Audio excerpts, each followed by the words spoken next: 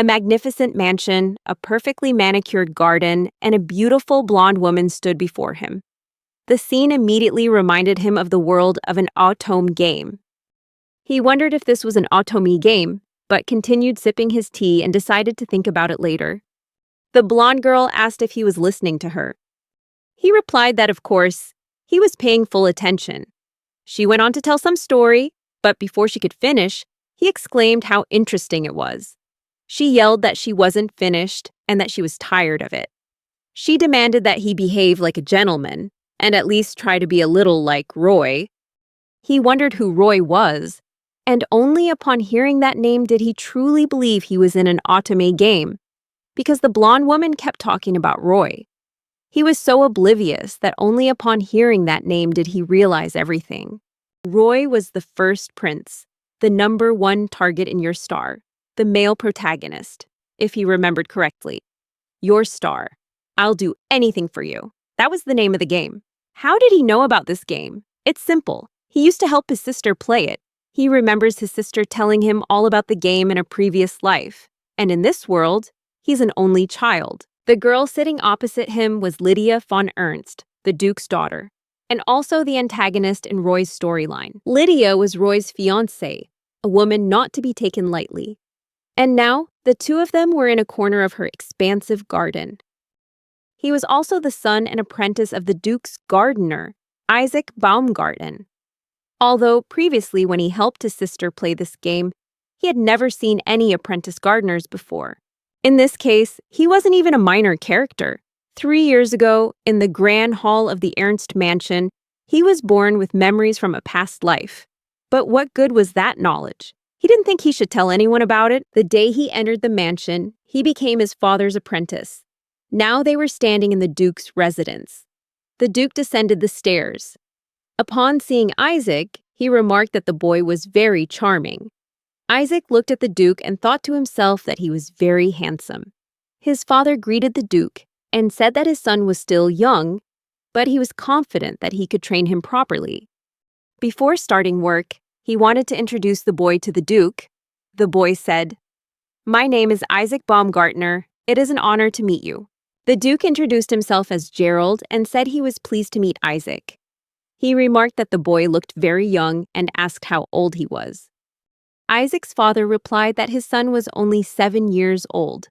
Gerald was impressed, noting that at such a young age, he was already capable of performing the work of an apprentice. That's quite impressive. He's probably very intelligent. However, Isaac's father humbly replied that it wasn't true. The boy was just a little mischievous. The Duke said that Isaac was only 2 years older than his daughter, and perhaps he should be playing instead of working. Isaac replied that was not the case. He wanted to start guarding the Duke's garden as soon as possible. His father was tending the estate's vast garden all by himself, and he wanted to help him and earn his father's recognition by continuing this work. The Duke smiled, finding it endearing and wishing he had a son like that. A little girl entered the room. The Duke affectionately called her his precious little angel and asked her where she had been all morning. The little girl told her father that he had been too harsh because the maid he arranged for her was so incompetent. When she helped her comb her hair, the comb got caught in her hair, causing her a lot of pain. The Duke stroked his daughter's head and said that Lydia's beautiful hair was very sensitive, so he could imagine how much pain she must have been in. The little girl immediately shouted that he had to fire that clumsy, limbless man right away. The atmosphere in the room immediately became strangely silent. Isaac commented that her temper was terrible. All eyes in the room turned towards him. Isaac's father immediately patted his son on the head, demanding that he apologize right away. But Isaac remained silent. He thought to himself that just because she was from a noble family didn't give her the right to dismiss people so arbitrarily. He didn't understand why he should apologize to her. The little girl turned to Isaac and asked what he had just said. Isaac replied that he had said she was a terrible child with awful manners, and that she would surely grow up to be a rare freak. She asked if he knew who he was talking to. Isaac calmly replied that she was the Duke's daughter. She confirmed this, then asked if he thought commoners had the right to speak to the nobility in such a manner. Isaac asked if it was true that her father was very powerful, and she confirmed it. He then asked if it was true that she was also powerful, and she nodded. Isaac then asked what her power was. She replied that it was precisely what she was referring to. Isaac repeated his question about what power he meant. He explained that the Duke had earned his reputation by shouldering great responsibility and fulfilling many duties. So, what was it about her that made her special? She replied that she belonged to the Ernst family.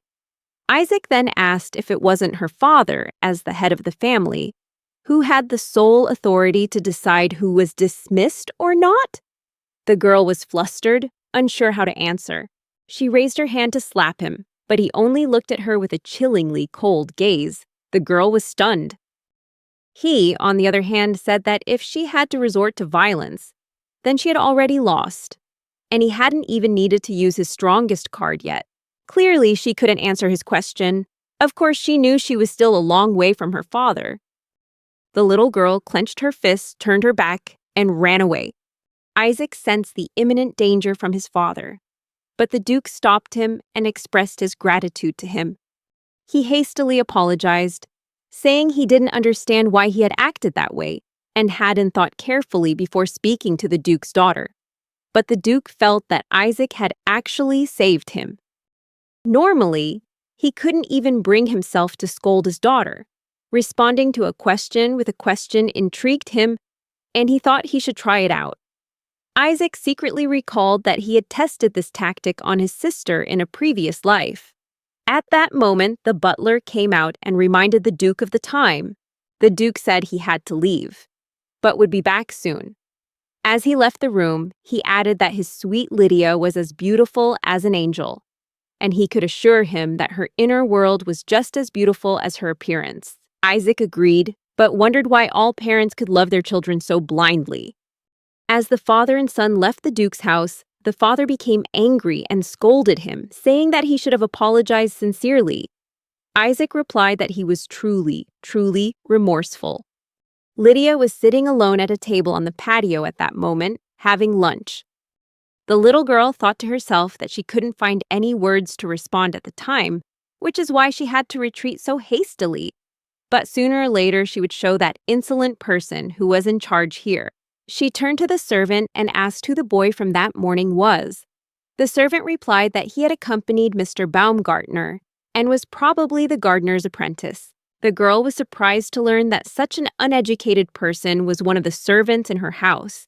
She said it was astonishing that their garden could still exist with such workers. After finishing her tea, she decided to take a walk in the garden.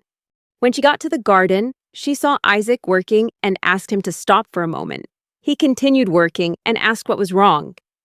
Because she looked out of breath, Lydia asked why he worked so far away. Isaac retorted, "Did you really cross the entire estate's vast gardens just to ask that one question?" He wanted to know the real reason she was there. She announced that she had come to give him one more chance, to beg for her forgiveness. He was surprised that such a young lady could run so far. Isaac asked if Lydia had skipped school today. Lydia replied that she didn't have any classes today. Isaac thought to himself that aristocratic children seemed to have a lot of activities and responsibilities of their own. Lydia confirmed that this was true. Isaac then apologized for using inappropriate language. Lydia thought to herself that she had gone to all this trouble to win against him, yet he was apologizing so easily. She yelled, demanding that he look her in the eye when asking for forgiveness, and that he should apologize for it as well. Isaac felt it was outrageous. He had already wasted so much time apologizing, all because his father forced him to, and there was so much work to be done here, at least until sunset. Lydia asked him what he was so busy with. Isaac explained that he was harvesting and trimming some herbs that repel insects, because if left unchecked, they would grow excessively. Lydia wondered why they needed to be trimmed. Isaac explained that herbs were actually just like weeds. They would grow vigorously and could overwhelm other plants. Lydia admitted that she didn't know that some useful plants could also be harmful. She then asked what he would do with all the herbs he had picked.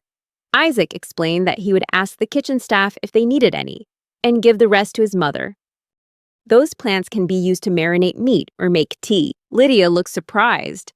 She'd never imagined that weeds could be used to make tea or as a spice, but then she yelled, telling him he should apologize instead of talking nonsense. Isaac asked what he should apologize for. Was it because he had once said she behaved badly? Lydia confirmed it. Isaac then asked if the king suddenly launched a war and attacked a neighboring country, how would she feel if her father were sent to the battlefield? Lydia replied that it was an act of tyranny, that such a king was a complete fool. If such a war were to break out, wouldn't countless innocent people suffer? She would never forgive a king who would force her father to risk his life in battle. Isaac said that her answer was very correct, then asked if she saw any similarities. It was terrible that she would vent her anger on a servant like that. For commoners, having a job to make a living was extremely important. Therefore, even though Lydia came from a noble lineage, to condemn a servant to the point of dismissal, that is, to push them to the brink, there needed to be a justifiable reason. The girl was lost in thought. Isaac asked her if she knew the servant's name. Lydia replied that she did not. He then asked if she knew what that person's talent was, because that servant made the best tea in the mansion. If she fired her, she would no longer get to drink good tea. And wouldn't that be a loss for her? This leads to a clear conclusion. Lydia should be more considerate of her servants. It's not difficult, but it offers many benefits. Isaac turned to her and asked if she was the one who wanted his approval. Lydia nodded in confirmation. Isaac patted her head and told her that from now on, before doing anything, she had to make sure she had a compelling reason before taking any serious actions that might affect others. She thought he was the only one who understood everything. She blushed, and Isaac noticed.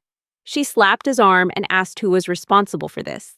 Isaac was just communicating in his usual way. Lydia yelled that it was inappropriate. She was of noble birth, and he was a commoner. He didn't like being teased like that. Isaac asked to be called by his first name. He asked if her name was Daya. She said that only family members were allowed to call her that. Her father had given her the beautiful name Lydia. Isaac said that perhaps he would call her Daya or Lydia, but then admitted that it didn't suit her at all. The girl agreed that it didn't suit her at all. Isaac said he would call her Milady. Then Lydia corrected him, saying the correct way to address her was Milady. She told Isaac that he looked like a teacher, but didn't look much older than her. He thought the problem was that Lydia was acting like a child. If she asked the Duke or anyone in her family, he was sure they would agree. She said she couldn't ask them that. She said she couldn't behave irresponsibly and carelessly because she was afraid of being rejected. Isaac asked why she couldn't simply talk to her father. He thought the Duke would be very pleased. Lydia asked how he knew that. Isaac said it was true and asked her to believe him, but that she should figure things out herself, not wait for others to tell her. There were plenty of people around her. She was the daughter of a duke, and she should have been able to recognize their personalities, characteristics, and moods, but perhaps she couldn't because she grew up in a loving family. He asked her to stop firing people over trivial matters. She yelled that enough was enough, that she wouldn't do it again. She said she hoped it wasn't too late to apologize to the maid. Isaac suggested that before apologizing, he should ask her name. Lydia was silent for a moment, then said that she understood, and demanded that Isaac retract his comment about his terrible temper. He was silent for quite a while, then said that he had been too harsh. Although the intention was good, the way it was said was too rude. He said Lydia was really wonderful, but she was even more adorable when she smiled. She blushed again. He asked if she was okay. The girl replied that it was all right. She raised her hand and felt something crumbly in her hair. She was surprised to find dirt on her head. Isaac explained that it was fertilizer, because he had accidentally patted her on the head while still wearing his gardening gloves. She screamed very loudly. It was a chaotic day, all because of that boy. Yet, for some reason, she didn't want it to end. Upon returning to the mansion, she wanted to know the maid's name and apologize first, before even thinking about cleaning the dirt from her hair. In the first spring after becoming an apprentice, Isaac was embraced and thanked by the Duke. The butler told him to wait a moment, warning him that His Highness might get dirty. Isaac replied that, honestly, he didn't think he had done anything to deserve thanks. He didn't understand what he had done. The Duke explained that the little girl had become much cuter. The Duke said she was always the best, but now she's even more adorable. He asked me what that had to do with anything. The Duke said that ever since Isaac reprimanded her, Lydia had begun to see him off every morning. And his wife, Vaya, also noticed that Lydia had started spending time with her sister Flora every day. Now the whole family at least sat down for a meal together, and he had someone to argue with, so that every time he came home, it felt like a holiday. Isaac said it was because Lydia was trying, but the Duke disagreed. He believed it was Isaac who had brought about the change. He said a little bird had told him that the two had always been talking to each other. From that day on, Lydia would visit every few days for one reason or another, telling Isaac all sorts of things, while he listened while he worked. She told him that she'd made peace with her maid Catherine, and that her younger sister Flora was tiny and incredibly adorable. The Duke smiled and said that he thought Lydia had become closer to the family thanks to having a peer. He asked Isaac to try to continue to get along with her, then shook his hand. Isaac agreed. The Duke said he wouldn't bother him anymore. Isaac waved goodbye, apologized for soiling his coat, and wondered when he had become so obsequious. His father then told him to return to work. At work, he was Isaac's superior, so Isaac had to maintain a professional demeanor. As an apprentice, his duties included carrying, serving, and not causing any trouble. But he could observe his father tending the garden from the front row. When he was very young, his father used to show him the playground he had created. It was like magic. When the flowers planted for the holidays bloomed, everything was so magical that he once thought his father was a wizard. Indeed, magic exists in this world. Those who can control the flow of magic are called mages. It is extremely rare for commoners to be able to use magic, so this ability is usually only found among the nobility. Isaac's father had a knack for earth magic, which allowed him to understand the properties of the soil, but he didn't use magic himself. Gardening required knowledge and skill, not magical ability, so he didn't use magic in his work. In his previous life, just thinking about magic was fascinating. But now, honestly, magic doesn't seem so special anymore, especially after experiencing magic in video games. Now it feels like he's surrounded by high-frequency radio waves. Isaac was watering the plants and wondering what kind of magic Lydia was inclined toward. Judging by her bright red dresses and haughty personality, he guessed it must be a rather bad image. Just then, Lydia appeared in the garden and called out his name. He asked what was wrong today. Lydia replied that it seemed she had inherited her mother's personality. The little girl had just discovered she had magical abilities. Usually people discover they have magical abilities around the age of 5, so it seems Lydia had just found out. Isaac said it was wonderful and asked her what kind of magic she was inclined towards. Lydia replied that it was lightning. Isaac immediately realized that this was his weakness, so now he definitely couldn't anger her anymore. Lydia regretted that such magic was almost unusable, unlike her mother, who could curl all her hair with a single spell. Isaac said she could now use magic to power the machinery in factories. Lydia, half astonished and half angry, asked if he was immortal to suggest she work in a factory. Isaac laughed, saying he thought it might just be a backup generator. Lydia, enraged, unleashed a small electrical current. Isaac quickly apologized, saying that he hadn't thought it through, and that the lightning had simply given him a fright. He thought she probably just hung around here because he was the only one her age. His younger sister used to bother him like that too. Isaac told Lydia that she always dressed so brightly. He was referring to her dress today. It's pink with lace and ribbon. It's not only colorful, but also incredibly eye-catching. Lydia explained that the dress protected her. She belonged to the highest class of nobility, but being so young, she couldn't react to those who hated or despised her. The dress helped her stand out from the crowd, in other words. It made her feel stronger. Isaac thought this was a very childish thought. He himself had once worn red for the same reason. He asked Lydia if it was true that she really didn't like this style of dress. Lydia thought for a moment.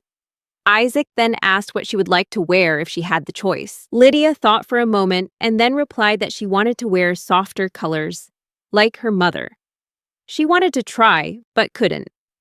Isaac said she was too worried about maintaining her social status. But actually, he said, how she dressed didn't matter that much. She asked why Isaac was so confident. Isaac replied that it was because she was very beautiful. Lydia blushed again. Isaac realized that and said that she was always beautiful.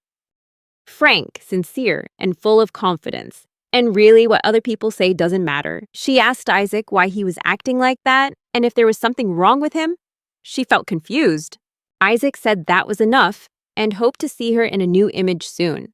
As he had said before, not because of her. A few days later, Lydia wore a cherry blossom-colored dress for the first time and visited Isaac. After spring comes the rainy season. Isaac continued working in the garden. He noticed it looked like it was about to rain.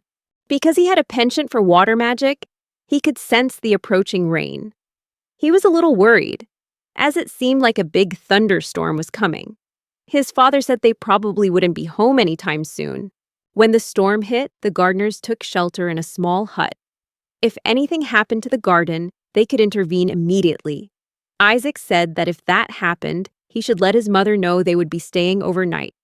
He clasped his hands together and created a dove, the simplest form of wind magic. It would vanish upon arrival, but would last long enough for him to include a message. In this world, Isaac isn't limited to just the element he's inclined towards. But using magic is still much easier if you use the right system. To maintain his balance, he practiced not only water magic but also other elements, which allowed him to use wind magic. It could even make it difficult for others to detect. It's like an atomic mini-game that even your little sister could play. But it's not easy to really understand that. Here, the RPG elements are designed in great detail. Even growing grass has its own skills. When he was playing games, he wasn't very interested in the details, so he's practically forgotten everything. Lydia called out to him, and he turned around and told her to be careful because leaves and branches were falling. She asked what they were doing, and Isaac explained that they were trimming the branches so the tree wouldn't lean to one side. She asked if the branches could be used for firewood, and Isaac said they couldn't. He said it was going to rain again. Lydia asked how he knew. Isaac explained that he had a penchant for water magic. He asked her if he'd never told her before, and Lydia said this was the first time she had heard of it. Isaac said there were more important things to do right now, and that she should hurry inside before getting wet. He had something else to tell her, and Lydia listened attentively. He said they would be staying in the outbuildings tonight, as the rain would stop soon, so if she needed to find him, she could go there. Lydia was surprised, and she asked if she'd misheard that he would still be here after sunset. He was right. There was still plenty of work to be done. Lydia smiled and said she would send someone to pick him up after dinner. She left, promising to see him again. Isaac wondered if Lydia was getting too excited, and for a moment he even thought she was in trouble. It seemed this would be his first time meeting her family, so he should tidy himself up, wash his face, and change into more presentable clothes. But first, he needed to prepare dinner. They would have to do all the cooking themselves. His mother would take care of the housework, his father would handle all the heavy chores, and he would try to help his mother as much as possible. It's not that his father doesn't know how to cook, but since he learned from his mother's cooking is clearly better. Unfortunately, only his father could handle the heavy lifting. He had told his mother that when he grew up, he would help her carry things. She had said she couldn't wait, so he needed to work and help with whatever he could. In his previous life, he was just an ordinary student, helping his parents in their family restaurant. Find a normal job. They eat ordinary food and work extra jobs to save money. He didn't go to the best university because he didn't always try his best. His greatest regret was his complacency and self-satisfaction. Although he died in an accident, the truth is, he had been diagnosed with cancer while he was looking for a job. He was forced to undergo a medical examination. He was then informed that he was in the final stages of his illness. With only 3 months to live, He fell into despair, not knowing how to tell his family and friends. He didn't even notice the rain, much less the car speeding towards him. He died 3 months earlier than his scheduled time. To be honest, he always respected his stubborn father, who had worked hard his whole life. So he decided it would be easier to take the simpler path and inherit the restaurant. From the beginning, it was like a backup airport. Only after his death did he realize how insignificant he was compared to his father. After being reborn, he resolved to live a life without regrets. Regardless of what others think, he will be proud of what he does. Memories of his past life have helped him make his own decisions about everything.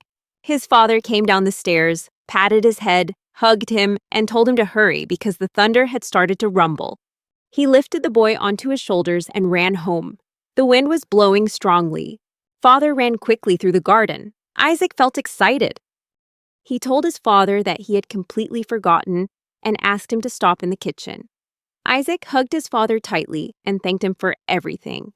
His father smiled happily and ran even faster. They approached the outbuilding.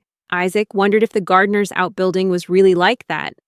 It was much nicer than their own house. He had heard that this place was built during the Duke's grandfather's time, so he expected to see a dilapidated shack. Now he was truly astonished. He had almost forgotten that he really wanted to rest, but he had promised Lydia he would visit her. He told his father that he could take a bath first, as he still had some work to do. It started to rain outside. After he and his father had dinner, Isaac went to take a shower. While he was showering, he heard a knock on the door. His father opened the door and saw the butler standing under an umbrella. He said that the young lady was waiting for Isaac. Isaac happily shouted that he would be there right away. He wrapped a scarf around his head. His father dried his hair with the scarf and told him to remember to find a raincoat. He found a raincoat and put it on Isaac. Isaac thanked his father and went to the palace. He was sitting on a large sofa in the lobby, where he had been asked to wait until the young lady was called out. He felt a little uneasy. He wondered if they were so polite to all commoners. He couldn't imagine what servants like the Duke's butler or Lydia's personal maid were thinking. Lydia entered the room with her maid, Catherine. She thanked Isaac for waiting. Lydia introduced Catherine as Catherine von Lehair. He bowed his head and apologized for his lack of understanding. Lydia introduced the boy to her, saying, "This is Isaac Baumgartner, the gardening apprentice." The maid said her name was Catherine and that she served Lady Lydia. Isaac was delighted to meet her. The girl said he could just call her Catherine. Isaac said he felt lucky to have had tea brewed by her. The young lady always praised her tea so much that he really wanted to taste it. Lydia was angry and told him to stop talking nonsense. Isaac told her not to be embarrassed because she often told funny stories about Catherine, about how she made tea from unusual leaves, about how she was no longer afraid of her and had started to smile at her. Lydia asked why he said that and gently tapped Isaac on the shoulder. He asked if she disliked Catherine. Lydia told him to be quiet. Catherine, watching them, giggled and said they looked like very close friends. Lydia declared that she didn't care at all. Isaac thought she didn't seem bothered at all by Catherine's laughter. As usual, all her emotions were clearly visible on her face. Lydia asked what had happened to his hair. He explained that his father had tried to dry himself off after a bath. Lydia expressed her pleasure at his attention to his appearance, but said that the effort was clearly insufficient. He tried to justify himself by saying he couldn't keep her waiting any longer. Lydia said there were no buts and told Catherine to bring her a comb as soon as Catherine finished making tea and she was allowed to leave. She obeyed and brought a comb. While Isaac sipped his tea, Lydia gently combed his hair. He asked if her tea had gone cold, but Lydia replied that Catherine's tea was still excellent even when it had cooled down. After brushing his hair, she said he looked much better like this. He asked her what she had brought. Lydia suddenly remembered and explained that she wanted to show him her favorite picture book, a book about dragons. She asked if that was too childish for him. Isaac immediately denied it, but admitted that he couldn't read. The literacy level of ordinary people was clearly very limited. He could only recognize a few simple words. The atmosphere fell silent for a moment, Then he said that if that were the case, she should read to him. He didn't like it when Lydia was sad or regretful about something that he didn't really care about. They sat down together, and Lydia read a book aloud to him. Isaac said he would be very happy if Lydia taught him the alphabet. Lydia smiled and said that if nothing else could be done, then teaching would be the only option. The little girl was adorable. It was raining outside. Lydia went to the gardener's hut alone. Isaac, surprised, asked her what she was doing there. Lydia explained that he had once said he had nothing to do when it rained, so today she would teach him. Isaac thought that perhaps she had nothing to do either. He showed them where to rest and told them to wait. And if they were curious, they could look around a bit. A little while later, he returned with the teacups and apologized for keeping them waiting. Lydia sternly asked if he thought he could behave so brazenly. While waiting, Lydia restlessly paced around, curious about everything around her, a curiosity that seemed to be consuming her. Isaac said he wasn't sure if they would like it, but hoped they would try the herbal tea. The tea was made from herbs grown in the kitchen garden, using his mother's special recipe. The girls tasted the tea and said it was delicious. Isaac said his mother would be very happy to hear that. Lydia remarked that no matter how good the herbs were, the important thing was the way the tea was brewed, and that he should accept the compliment properly. Isaac felt praised, but Lydia said Catherine's tea was definitely better. Isaac suggested they not compare, as Catherine was the true master. Lydia said that now it was time to get back to the main point. Then she pulled an envelope from her sleeve and told him to open it immediately. He opened it and found it was the alphabet of the country of Arventrout. The first page was in capital letters. The second page was in lowercase. Indeed, Lady Lydia, in this world, paper and writing implements were luxuries, so much so that a commoner like him could never even dream of them. Isaac noticed her handwriting was beautiful. Lydia replied that it was only natural. Isaac asked her to teach him how to write properly. Lydia said she hadn't even thought of bringing paper and a pen. Isaac said it was okay because he had a way. He brought over a seed tray, filled with soil, a wooden stick, and a small rake, and said that everything was now ready. Lydia asked him what he intended to do with them. He then wrote the words on the ground with a wooden stick, and then used a rake to erase them. That approach actually worked, surprising Lydia because she didn't expect him to be so clever, and Catherine nodded in agreement. Isaac felt their reaction was a bit excessive. Perhaps only an ordinary person could have come up with such an idea. Clearly, they had never used stones to draw circles on the ground to play hopscotch. Lydia should have been allowed to live like a normal child, able to play with her cousin and other children her age. She would surely have been very happy and loved that, but the working-class neighborhood is too dangerous for the young lady to enter. And even if she wanted to explore the outside world, the risk of being kidnapped would still be very high. I wish you could be strong enough to protect her from all danger. Lydia asked him what he was thinking and if anything was wrong. Isaac replied that nothing was wrong, everything was fine, then asked her to look after him and called her teacher. Lydia said that was the proper way to behave, so she would try to teach him. She suggested they start trying to write. Isaac agreed, and seeing Lydia leaning forward, he suggested she rest for a while. Lydia refused, saying that as a teacher she couldn't sleep.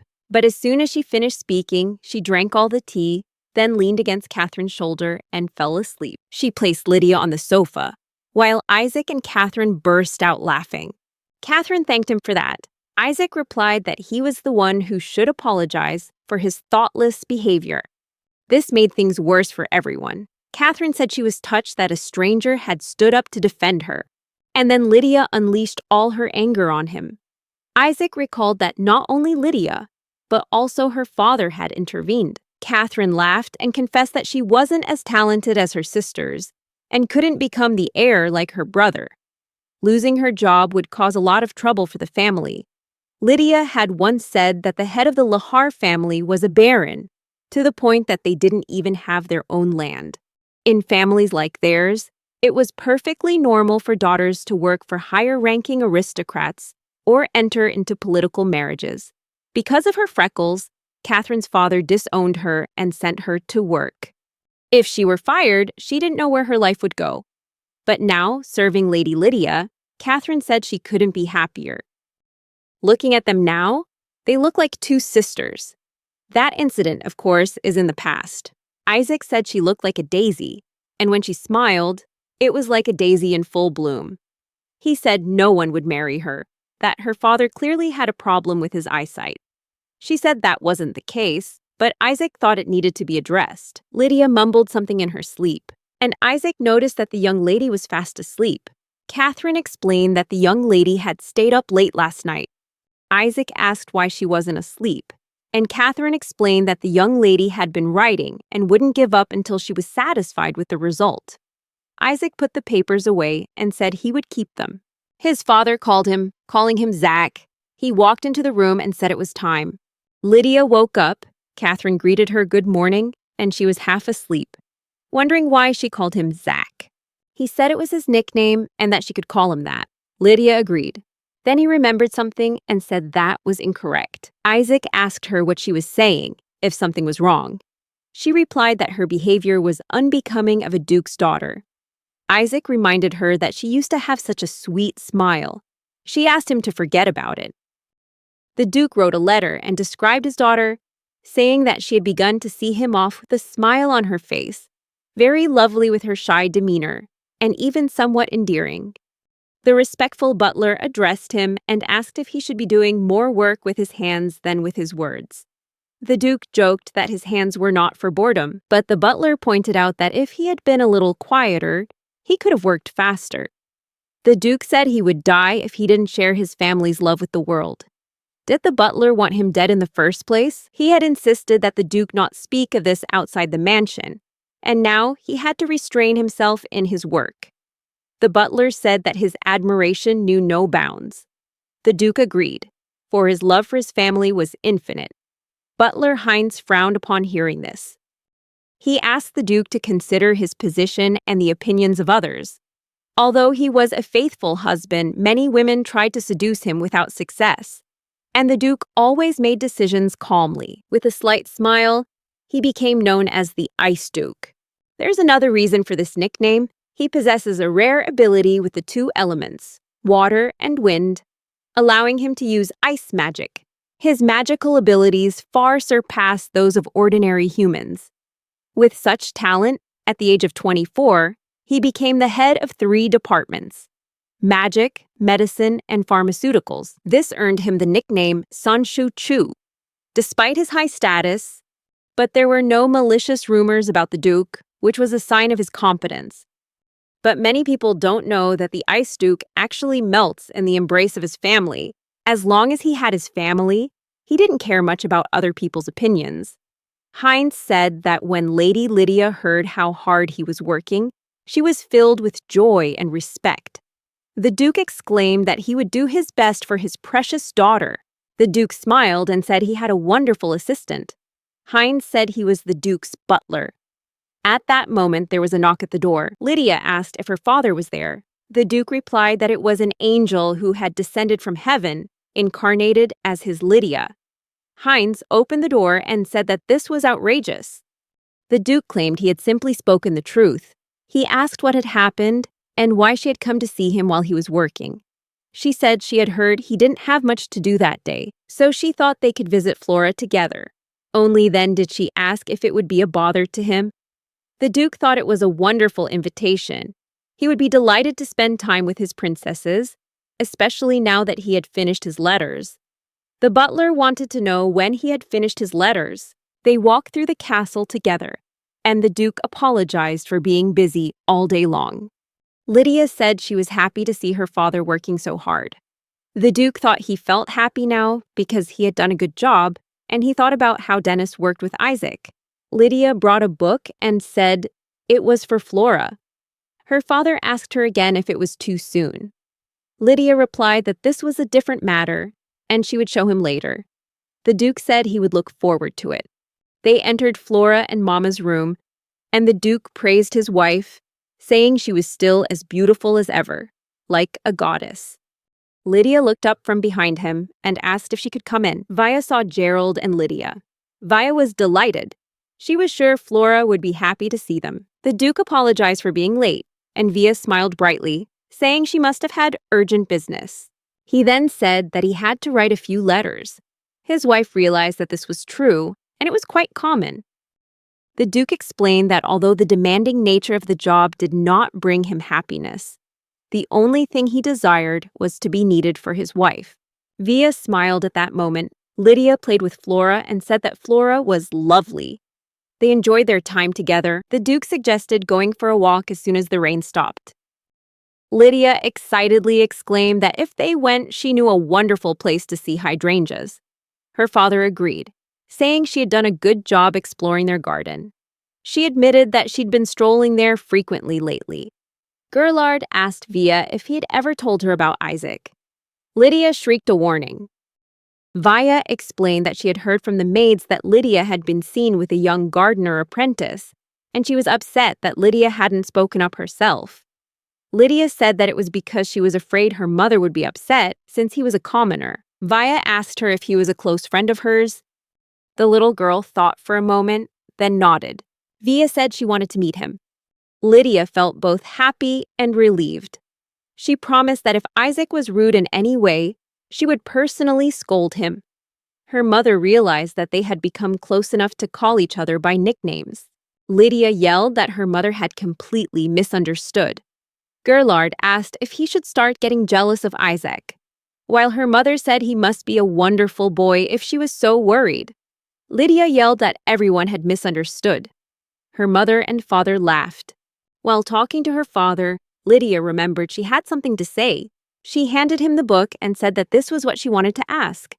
Isaac suggested they write to each other in a diary. She knew her father was very busy, but this would also be a good way for her to practice her writing. She asked if this was a bad idea.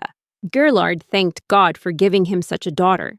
He said he was delighted and that they would begin their relationship today. Heinz took the diary and said he would take care of it. Gerlard was angry, saying it was a matter between him and Lydia. Heinz said he couldn't give it to him, but explained that he would return it when they had time. Lydia agreed because Gerlard had many responsibilities. Heinz left, taking the diary with him. Lydia, with tears in her eyes, called out to her father to go for a walk as promised. Gerlard agreed. Meanwhile, Isaac was in the kitchen. He looked at the chefs and asked how to become as strong as them. One of the chefs asked what had happened if he'd been beaten up. Isaac replied that he hadn't fought with anyone. The chef then guessed it must have been because of a girl. Another chef was curious to know who it was. Another person guessed it was a young lady. Another chef advised him to stop daydreaming. Isaac immediately denied it. The chef then guessed it was probably a childhood friend who lived next door. Isaac thought they could say whatever they wanted, as if each of them had ever had a girlfriend. He just wanted to be stronger. A chef chuckled, patted him on the back, and said that this young bird, having just left the nest, already wanted to fly with the eagles. Someone walked into the room and asked what everyone was doing there. It was Heinz. One of the chefs said that Heinz arrived at the right time. This boy wanted to become strong, so he asked the old man to take care of him. Isaac realized that this was the Duke's butler. A chef explained that Mr. Heinz was truly very skilled. He began serving at the suggestion of the High Council of the Order of Knights. Heinz told him not to flatter him. Isaac wondered if a butler really needed to be that strong. Could he be a fighting butler, like in the manga? Heinz suggested talking elsewhere and then left. He introduced himself as Heinz von Dreise. The boy replied that he was Isaac Baumgartner. Heinz said he knew. He asked why the boy wanted to be stronger. Isaac replied that he wanted to protect Lydia. Heinz was surprised. He asked Isaac to imagine that he and Miss Lydia fell into the hands of a group of villains. What would he do then? Isaac replied that he would grab her hand and run away. Heinz asked what he would do if he were alone. Isaac still replied that he would run. Heinz asked why. Isaac replied that they might have weapons and possibly accomplices, but without enough information about the enemy, a child like him couldn't do much.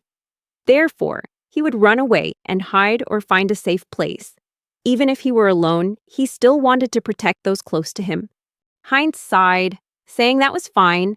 then announced that Isaac would train with him for a few hours each week, once or twice.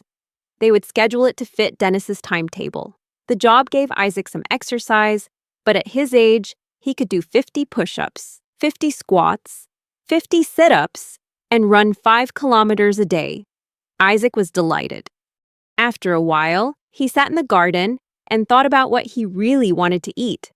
Since he started training, the feeling of hunger had been constant between shifts. Before eating, he clasped his hands together and said a single word. Just then, Lydia approached and asked what he had said before the meal. After eating, Isaac had said another word. Lydia asked what he had said before and after the meal. Isaac explained that it was like a way of saying thank you for the meal. Lydia then asked what kind of thanks were being given. Isaac replied that they were thanking the king, thanking him for the food, thanking nature and people. Before eating, people usually thank the king, but they also knew that they were able to eat thanks to people and nature. Lydia said that he thought in a rather unusual way. Isaac explained that everyone in the house was used to it, but it was a long-standing habit.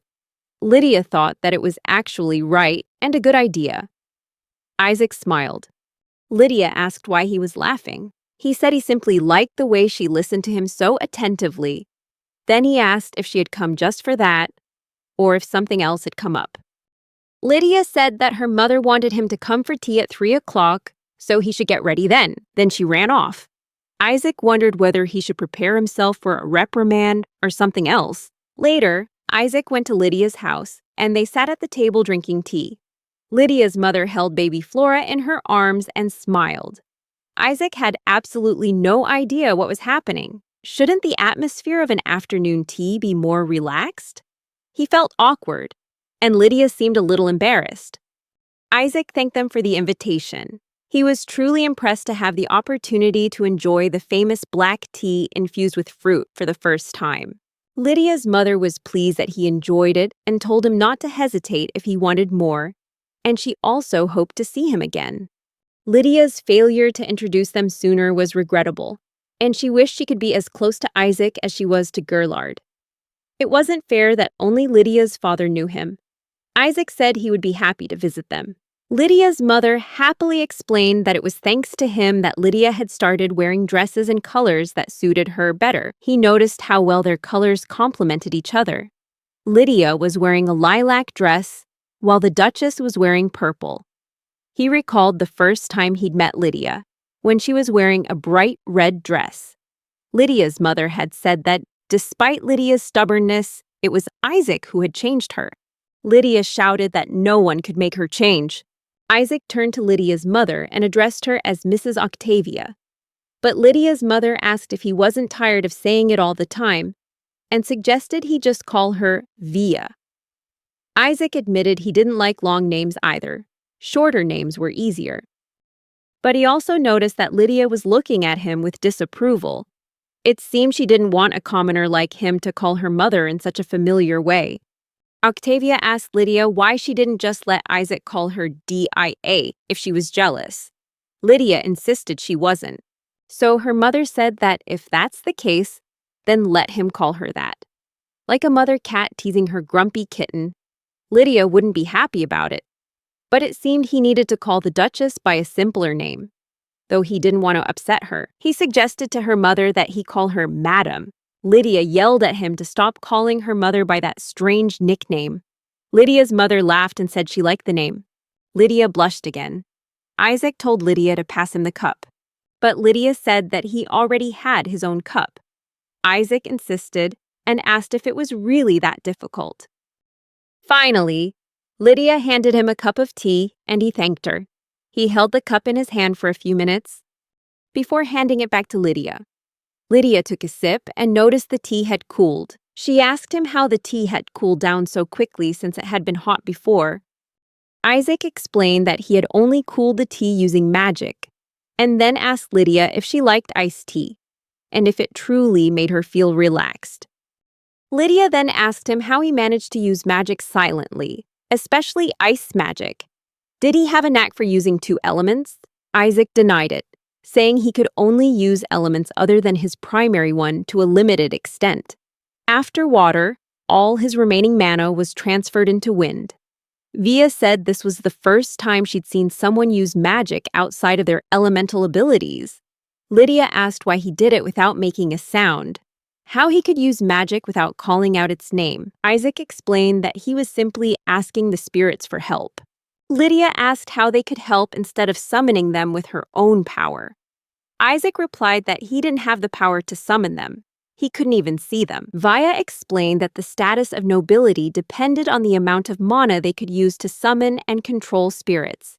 Therefore, the idea that spirits could help themselves was unimaginable. Isaac said he didn't know, but he thought there were a lot of problems with this aristocratic class. He asked if he was being strange. Via and Lydia said that wasn't the right word. Isaac thought Lydia was fine, and Via thought so too. His mother and father hadn't said anything like that, so he didn't think it was strange. Lydia was curious, so she asked how he was able to get the spirits to help him. Isaac said they were used to it. Lydia didn't understand what familiarity meant. Isaac explained that it required respect. Spirits like to be shown respect. Lydia wondered if that was all. Isaac added that offerings were also necessary. Lydia asked what the offerings were. Isaac glanced at her. When he was very young, his mother had told him about spirits. He couldn't see them, but when he tried to find out if spirits ate candy, he discovered they did. There were 3 cookies on the plate. Isaac closed his eyes, clasped his hands together, and when he opened his eyes, he saw that the cookie had been bitten. Lydia and Via were surprised. He asked them if they saw spirits, and said it was funny that sharing sweets with spirits had become a habit. Lydia said it was great. Isaac suggested she try it. She just needs to think that she's offering it to them, and they'll understand. Lydia agreed, closed her eyes, clasped her hands together, bowed her head, and then opened her eyes. And she saw the little spirit eating her cookies. Lydia was surprised that she had managed to do that. My mother laughed and said it would be strange for the soul to gain weight, so it's best not to overindulge. They finished their tea, and my mother admitted that she was genuinely glad Isaac was there. Isaac asked if he could hold little Flora. His mother agreed, saying that she had been holding Flora since the tea ceremony began, so she could no longer feel her hands. She thanked Isaac and gave Flora to him. Lydia exclaimed that she wanted to hold Flora, too. Isaac said she should wait until Flora learned to hold her head. Lydia felt it was unfair and asked if he had any siblings, as he didn't seem used to it. He said he was an only child. In neighboring families, both parents usually worked, so the children were often left in his care. Neighbors often asked him to look after their children. Via smiled and said that he would make a wonderful son-in-law. Isaac didn't understand what she was saying, and Via laughed again, telling him to ignore her and just help her naturally.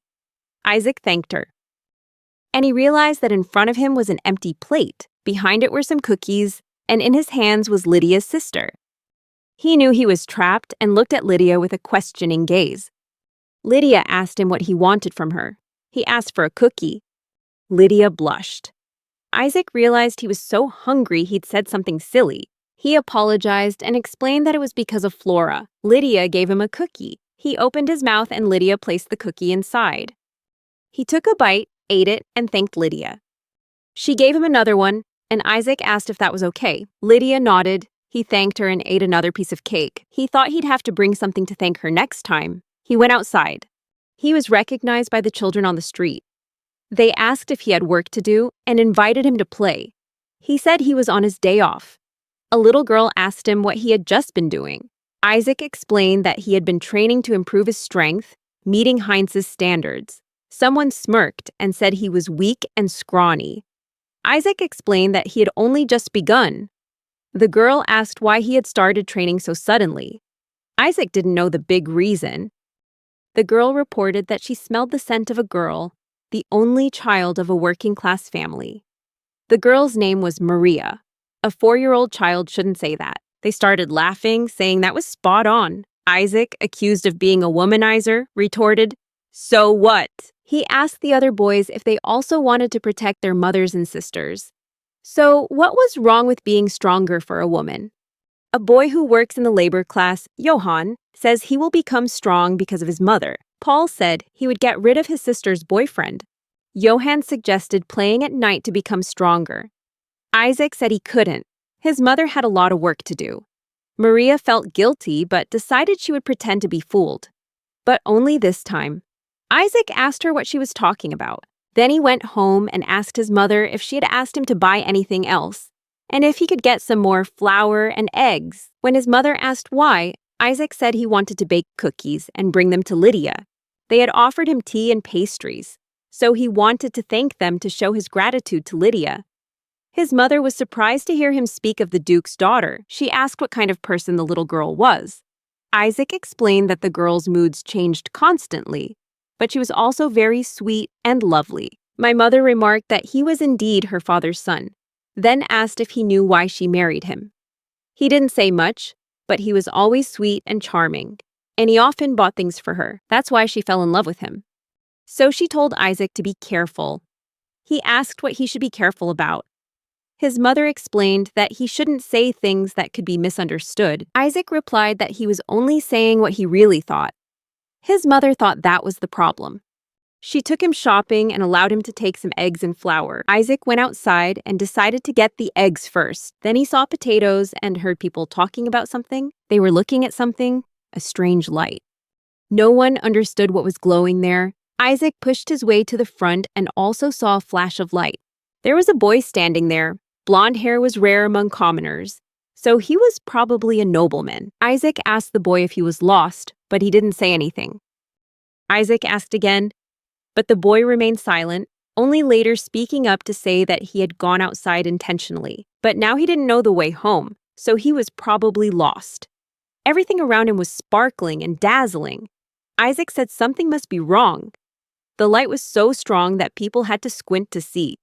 The boy apologized. Isaac took off his hat and pulled it over the boy's head, saying there was no need to apologize. He just didn't like things that were too unusual.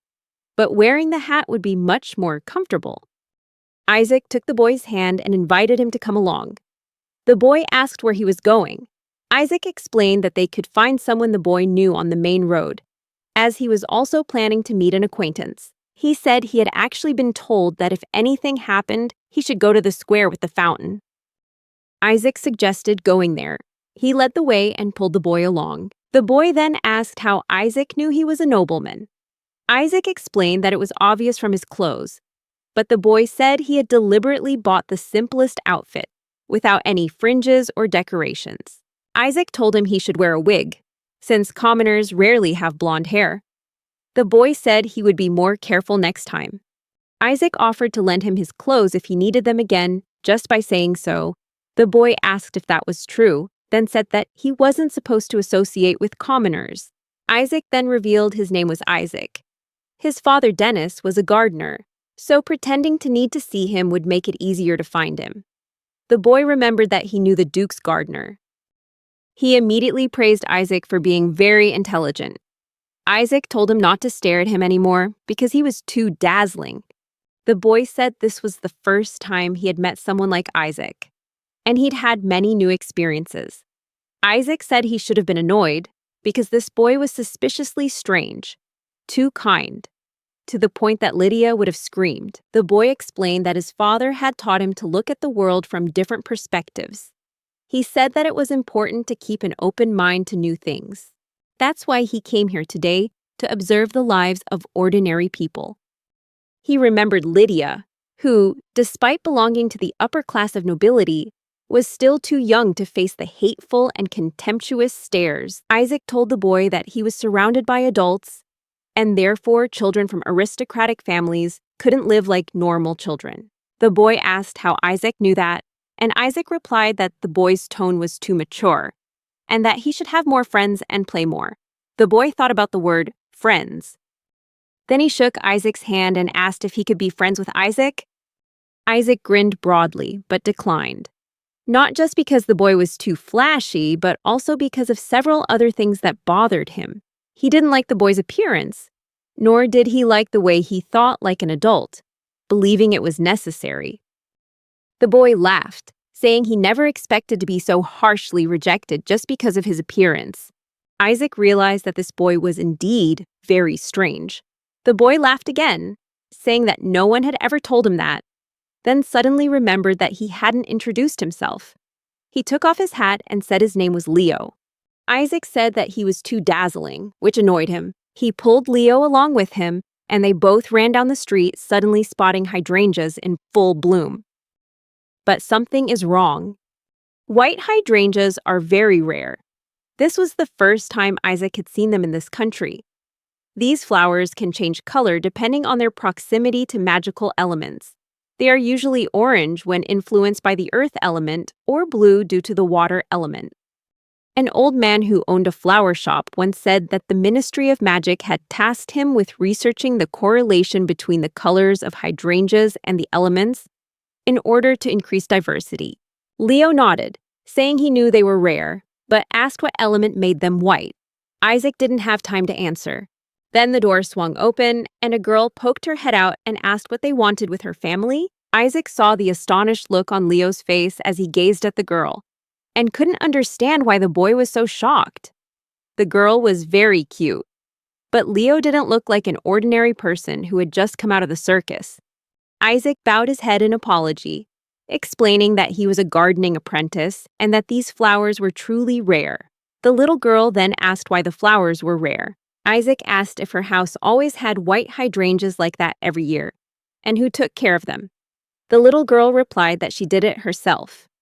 Isaac felt as if he had cornered her with a series of questions, as if he were nibbling at the timidity of a small animal. He gently stroked the little girl's head, explaining that it was the first time he'd seen white hydrangeas, and he just wanted to know how they were grown. They were truly beautiful. The little girl trembled with fear, then mumbled that she was only watering the plants. Isaac was surprised, and then realized that this little girl was even more special than he had thought. He turned to Leo and asked what was wrong with him, then patted him lightly on the back of the head, asking why he was acting so strangely. Leo said it was nothing and told me not to worry about it. Isaac thanked the little girl for showing them the beautiful flowers, then told Leo to leave. The girl bowed her head, saying they were always welcome. She waved goodbye.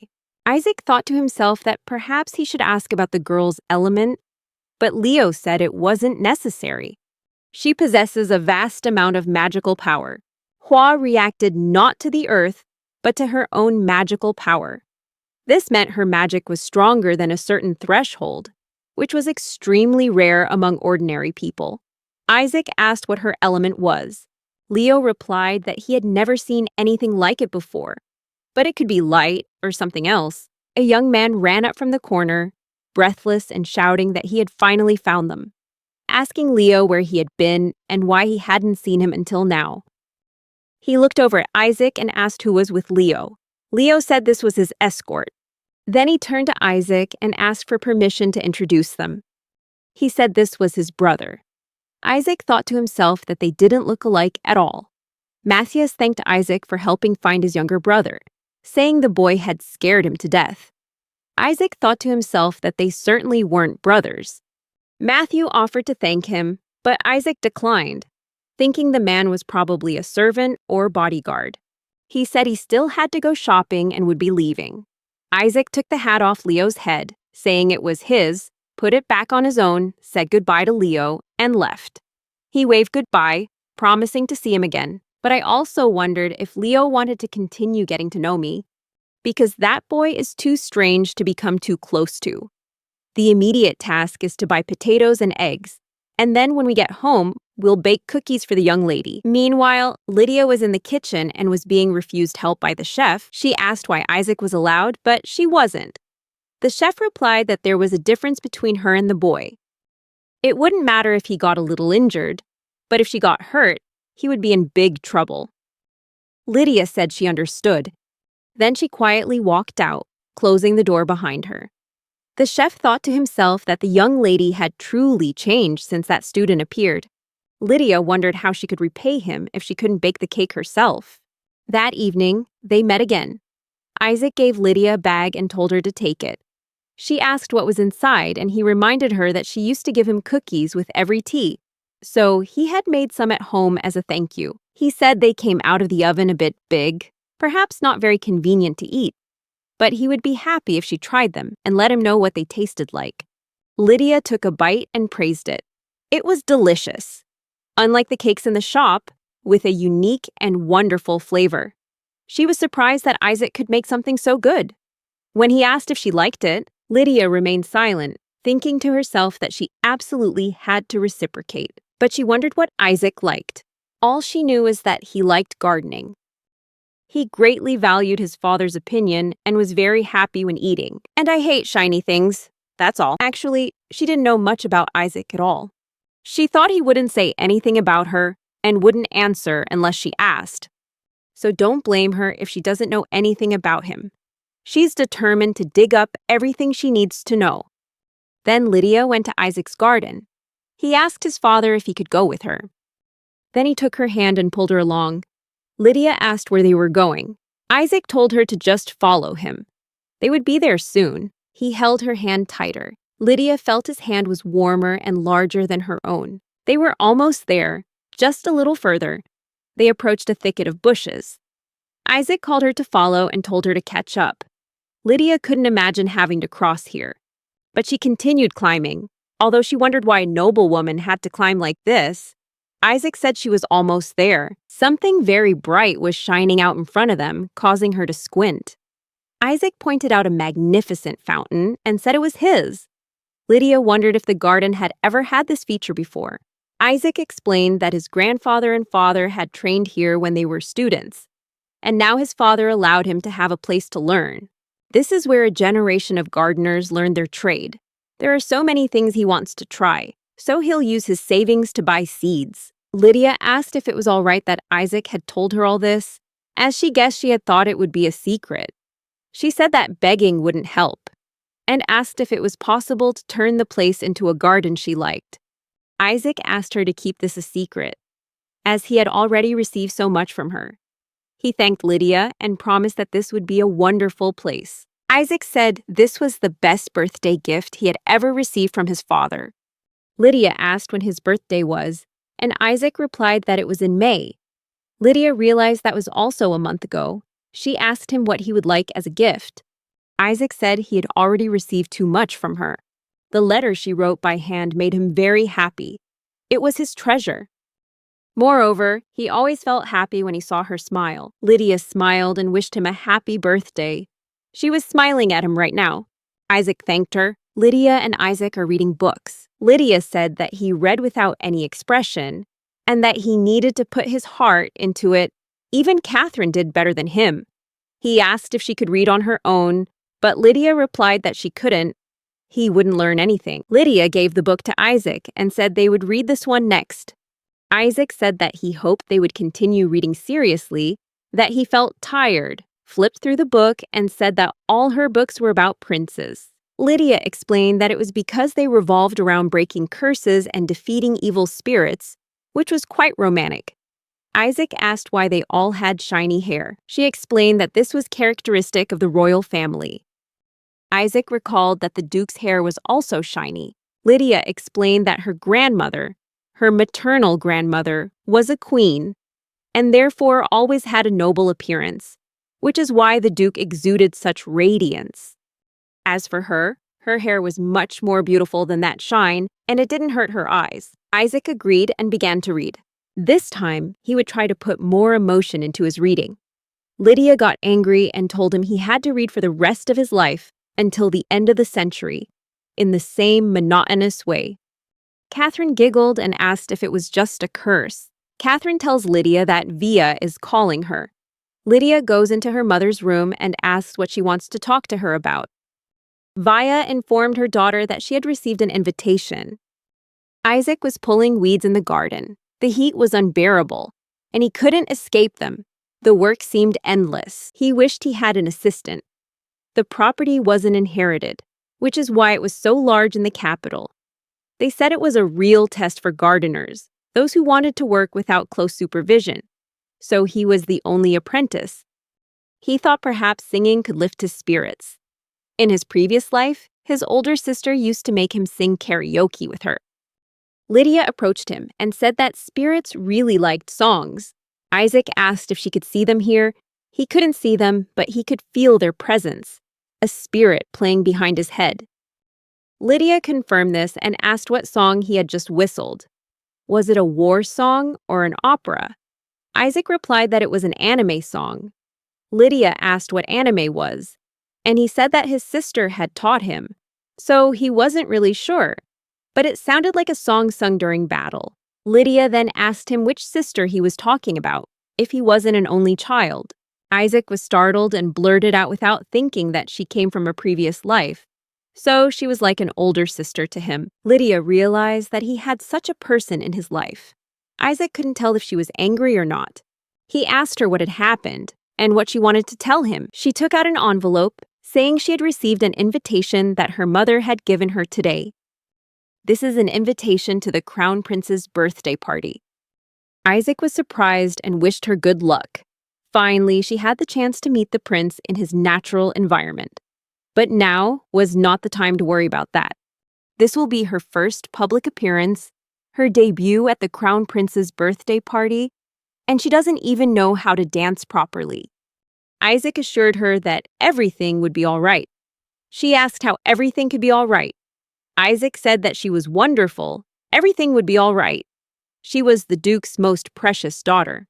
Lydia asked again if this was true and whether her parents wouldn't be disappointed. Isaac said they would be proud of her. Lydia then asked, would everything really be all right? He told her not to worry and to just be herself. She asked him if he really meant it. Isaac said there was nothing to worry about. It was just a little unusual. Lydia said that wasn't a compliment. Isaac wasn't used to seeing Lydia like this. She was so nervous that Isaac had to remind her to enjoy the party. Lydia took his hand, calling him to come with her. She seemed genuinely worried. Isaac reminded her that the Duke would also be there, but Lydia said she would feel more at ease if he accompanied her.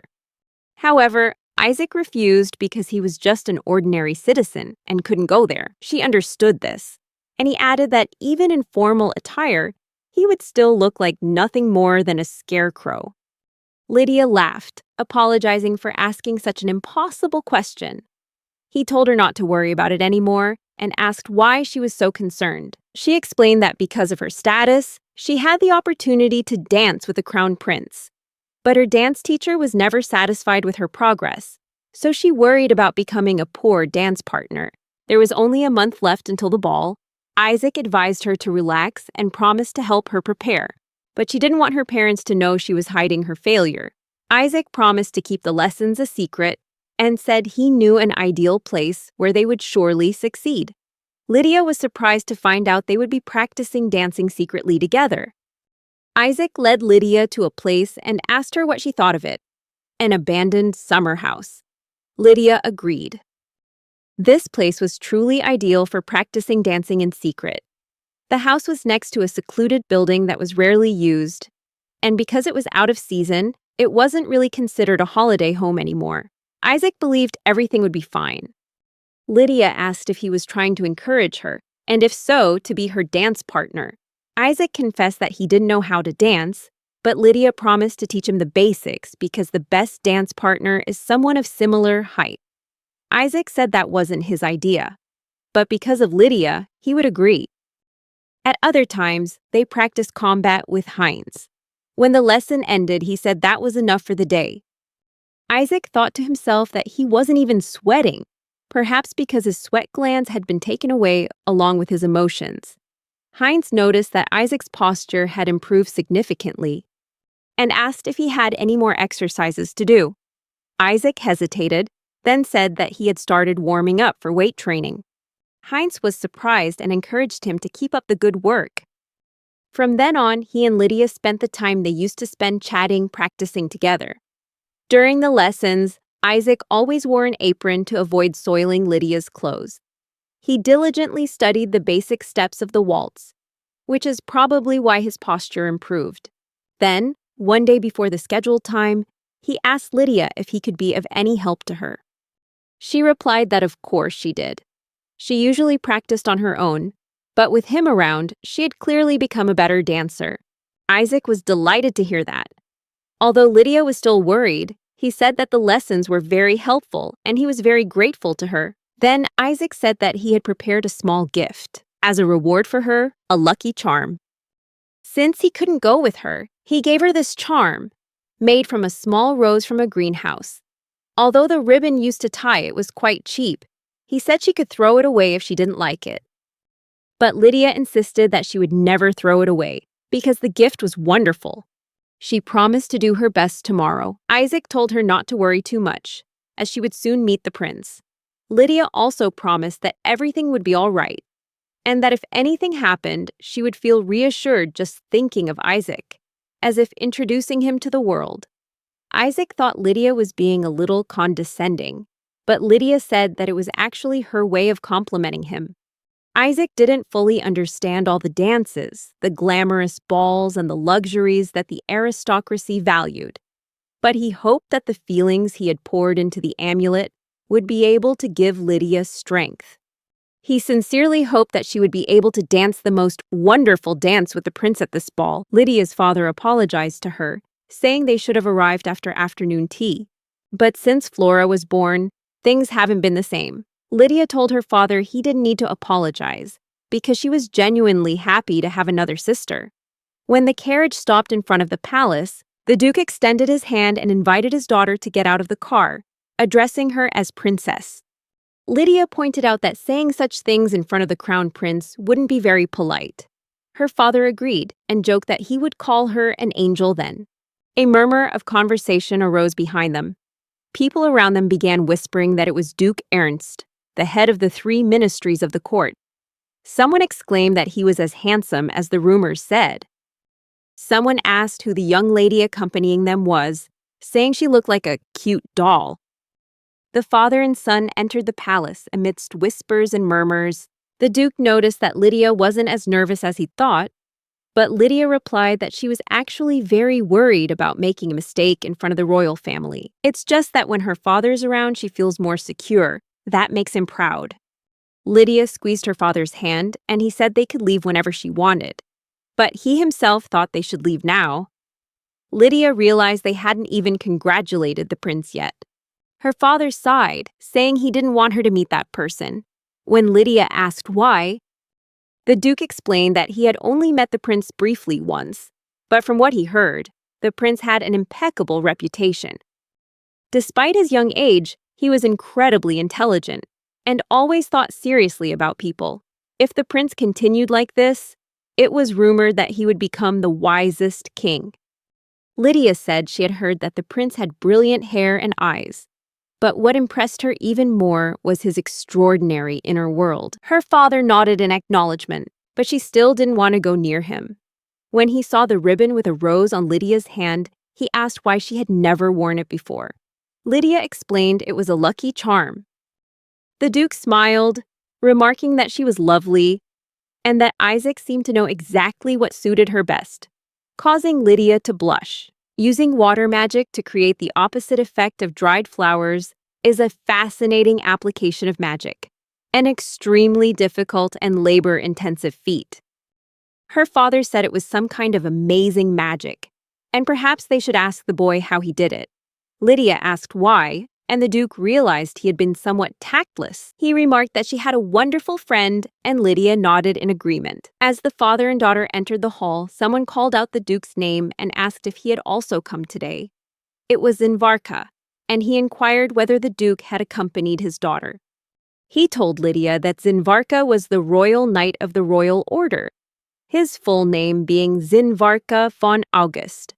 Zinvarka expressed his honor to be introduced to a young lady like her. Lydia introduced herself as Lydia von Ernst and said she had heard her father mention Zinvarka leaving his post. Zinvarka laughed, saying that it happened when they were still under his protection. Lydia and a young girl accompanying Zinvarka exchanged glances, and he introduced her as his daughter, Tordelise.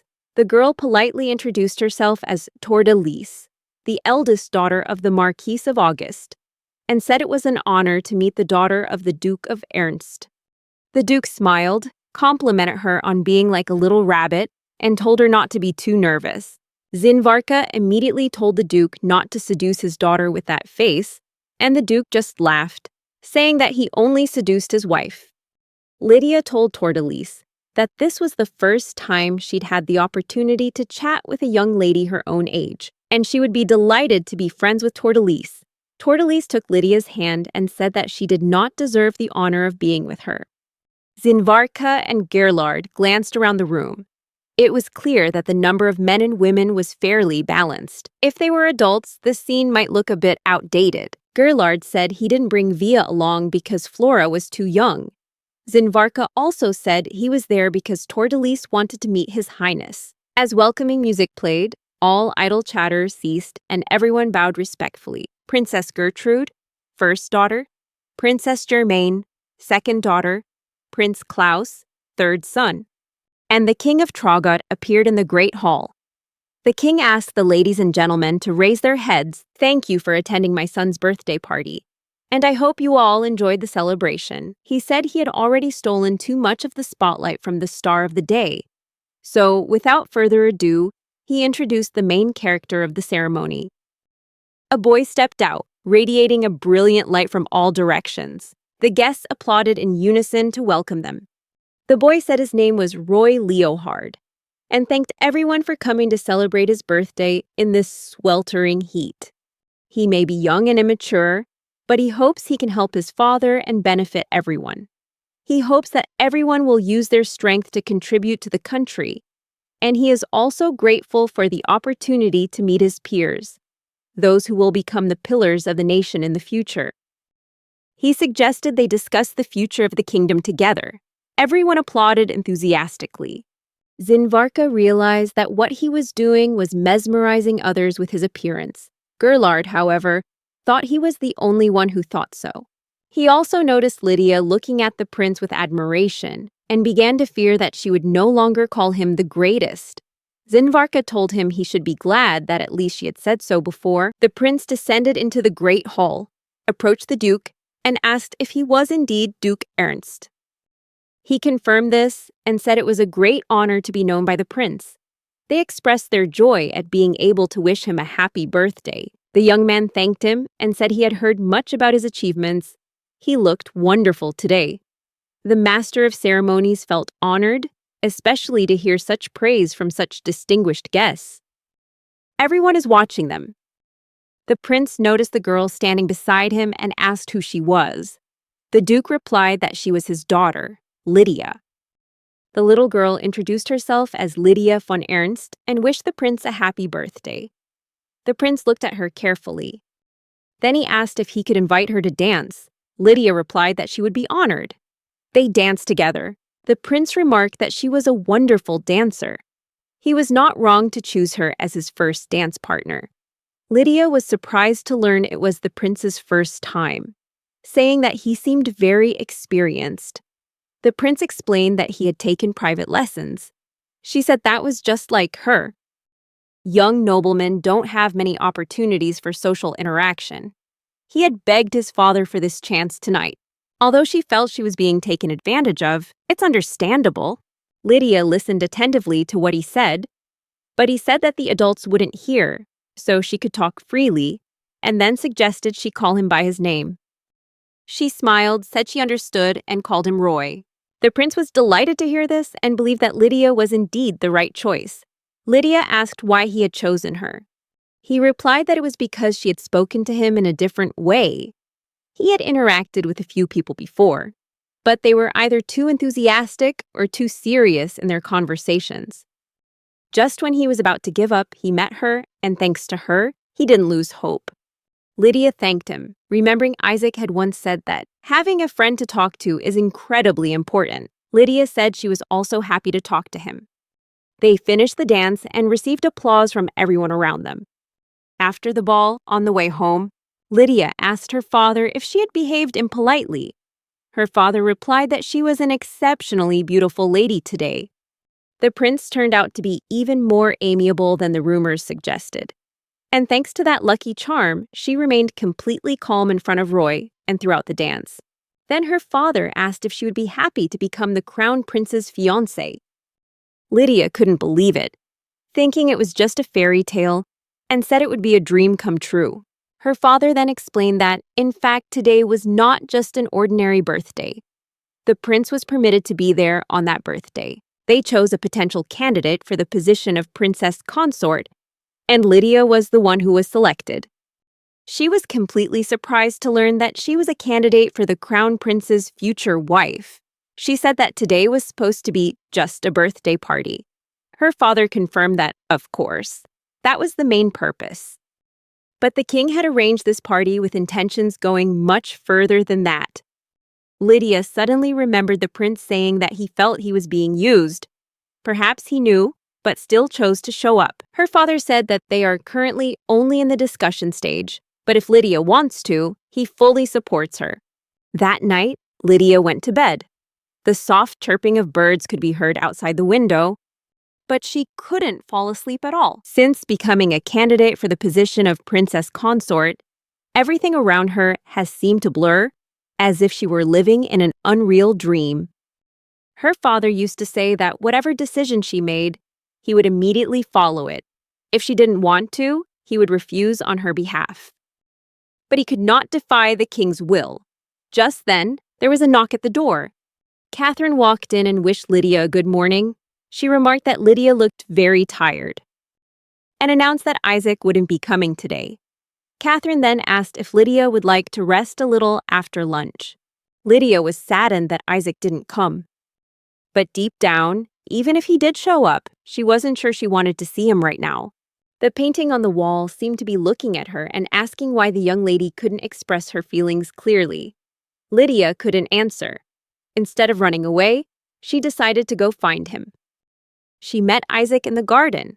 He asked how the ball had gone and whether she had danced well.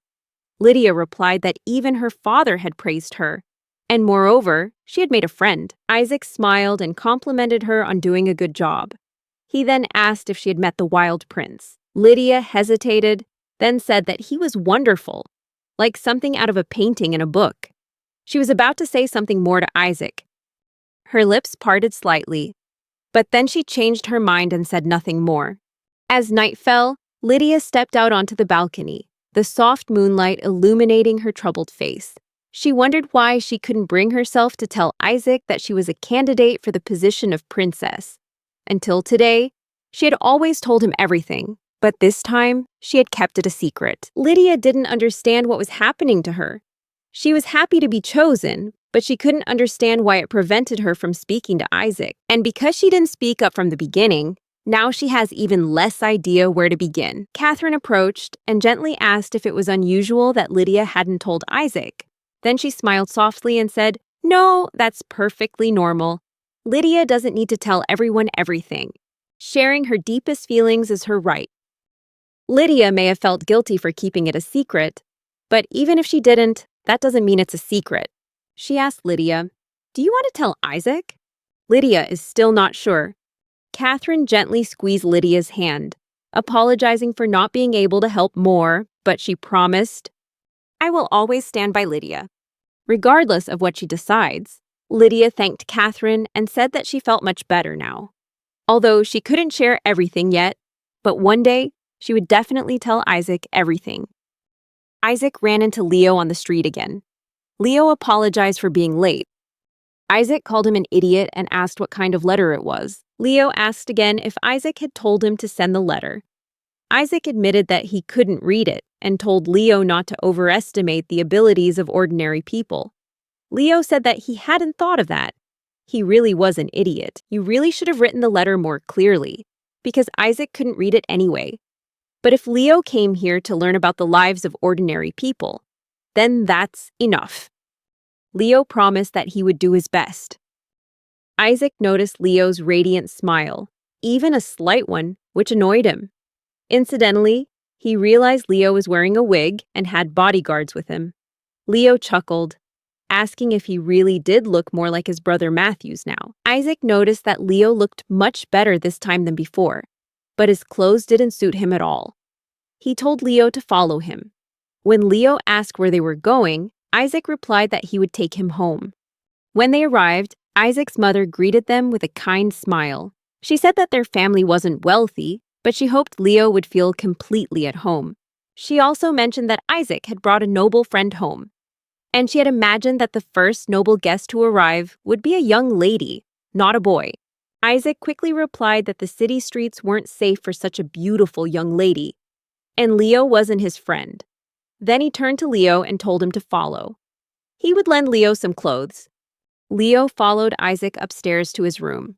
Isaac took out some civilian clothes and gave them to Leo to try on.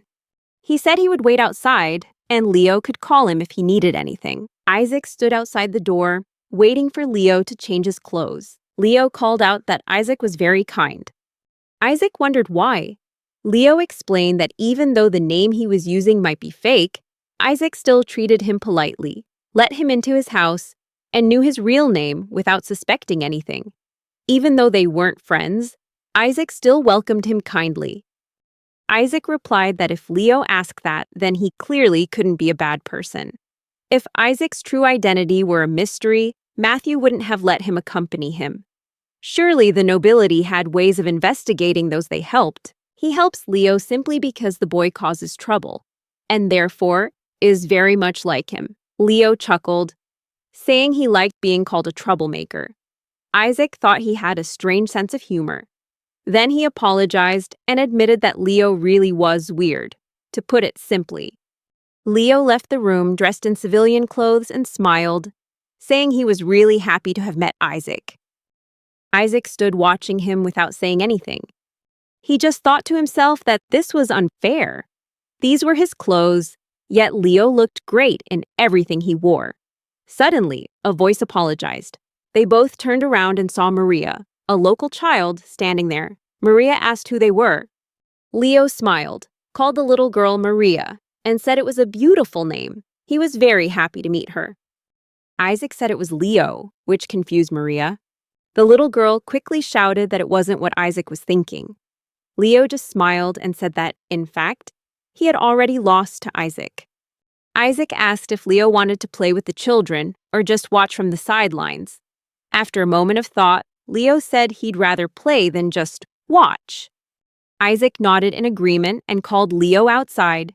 On the street, a few other boys saw Leo and asked who he was, as they had never met him before. Leo introduced himself, saying it was nice to meet them.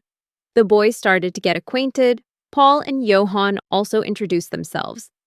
They asked Isaac if they were right to think Leo was his friend. Isaac quickly replied that he wasn't. Leo laughed, not at all angry, and asked if they wanted to play. Johann yelled that he wouldn't go easy on Leo just because he was Isaac's friend. Leo laughed and thanked him, looking quite excited. Then Johann challenged Leo to a hide-and-seek contest, but Leo admitted that he wasn't very familiar with the area. Leo said that was why he came with Isaac, to be able to explore the streets while simultaneously evading enemies, completing a mission with 2 objectives. Isaac felt Leo was taking the game too seriously, but they both wondered where the ideal hiding place would be. They realized there were 2 of them, and they were too big to easily find a hiding spot. Suddenly, they saw a group of patrolling soldiers passing through the streets. Isaac asked Leo if he knew them. Leo replied that he did, and that it would be bad for him if they found out. However, there was nowhere to hide. Isaac pointed to the other side, where he thought they might be hiding. They hurried into an alley, Isaac shielding Leo to avoid making any noise until the soldiers passed. In the darkness, they hid, with the shadowy figures of the phantoms providing cover. Isaac whispered that they might be able to help with their concealment. The group of soldiers walked by, talking amongst themselves about how standing guard during holidays, surrounded by so much food, was pure torture. They were sure the wine today was excellent. It was a royal celebration. Finally, one of them said they were on duty and asked everyone to keep their opinions to themselves. Isaac and Leo noticed that they seemed to have left. Leo apologized for this and said that he seemed able to use Shadow Man's magic. Isaac explained that its element is actually water, and compatibility with other elements is not impossible. He certainly has a lot of energy. If he were a nobleman, wouldn't he be able to do much more? Leo said he'd try again next time. Along with Isaac, he will learn many new things. Isaac asked what he was talking about. Because right now, they're just playing, and Leo keeps talking about studying when you need to put in your best effort. That's what it means to be a child. Leo agreed with Isaac. Leo could have escaped, and Johann burst into tears. Johann vented his anger on Leo, even though he didn't understand why. The prince was perfectly suited to street life. Lydia asked Catherine how much time was left until the next lesson. She replied that there was an hour left. Then Lydia will go for a short walk. Catherine wanted Lydia to be careful. Lydia had been worried about meeting Isaac before, but it's okay now. He works in the garden where his leaves are. Lydia called him. Isaac told her she was on time and took her hand, inviting her to look into his garden. Lydia then asked him what his garden was. He explained that he had planted some seeds. She looked around at the clover blossoms. She asked if he did it alone. He suggested she walk past the flowers. She asked if it was really here, not wanting to spoil what he had worked so hard to create. Then he asked her to dance. He took her hand and they danced together. Isaac noticed that dancing here was difficult. Lydia agreed with him, asking why he did it. He said it was a secret. She wanted to say something, but said she'd do it another time. Isaac said he would tell her next time. They danced among the clover flowers. 2 days later, the prince stayed at the Duke's house. The Duke thanked him for coming all this way. The prince apologized for the inconvenience, saying he wanted to see the famous garden. The Duke said he would ask Lydia to accompany the prince. The prince handed him the book and said he wanted the Duke to consider the request. The Duke flipped through the notes, asking if he understood correctly that the king himself had signed the document. The prince said it was only a draft of the document. The Duke promised to reply before leaving. Before departing, the prince asked Lydia if he could count on her. Lydia nodded. Then she summoned the prince to the garden, where a tea table had been prepared. The prince was surprised to see that flowers were still blooming here in the autumn. Nature here was truly amazing, far better than in the castle. Lydia was sure their gardener would be delighted to hear these words. Finally, they were left alone, and Lydia said she wanted to talk about the proposal she had presented to her father earlier. Was it him? Prince Roy explained that this is why. Duke Ernst is responsible for education throughout the country, which is why he's only arriving today. Since Lydia understood the education system, he admitted that this was actually a selfish thought on his part. His father would understand immediately. That's why he spoke to the Duke today. Lydia asked if it would be bad if the prince knew. The prince explained that it wouldn't be good, that he was taking a huge risk by trying to do so, because his father would certainly stop him. One day, he will become king and will not shy away from this power and responsibility. But he has a dream he wants to fulfill, and to do that, he needs a companion. Lydia asked if it was her. Prince Roy confirmed that it was. The visit was to express his gratitude for Lydia's attendance at the festival, and he also wanted to speak with his potential fiancée. He needed some time before entering the palace, and to do that, he needed a fiancée to avoid causing a commotion. Ernst's family was a perfect match, both in terms of status and bloodline. Most importantly, if he had to choose a political bride, he would choose her. He said she still had time to think, suggesting they should start by getting to know each other and wanting to see if he could trust her. She replied that she didn't want to do anything differently either. The prince thought that was wonderful. She has every right to do so. He's using her so she can do the same. Lydia said she needed more time to think.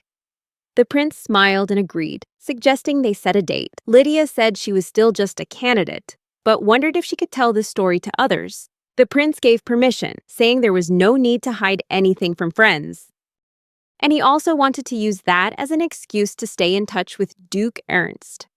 Lydia understood that he was using her as a reason to continue the connection. Roy found it interesting to discuss this with her, so the Duke was secondary. She said that wouldn't help anyway. She could give him enough reasons already. The prince thanked her. Lydia thought he was a gentle person. The prince asked if she disliked him. She replied that, in fact, it was quite the opposite. If Roy were her fiancé, the risk would certainly increase. And if he decides to call off the engagement, her family could be in trouble. Roy allowed himself time to think, knowing that his actions would determine his future. Roy was a respectable man, and being engaged to a prince was a great honor. She didn't know what to say to him. Isaac approached and asked if everything was all right. She seemed lost in thought. Lydia replied that she was just thinking. Isaac said that he wanted to tell her a secret today. He called her to come with him and said he wanted to make her happy. He found a 4-leaf clover in his garden. much to her surprise.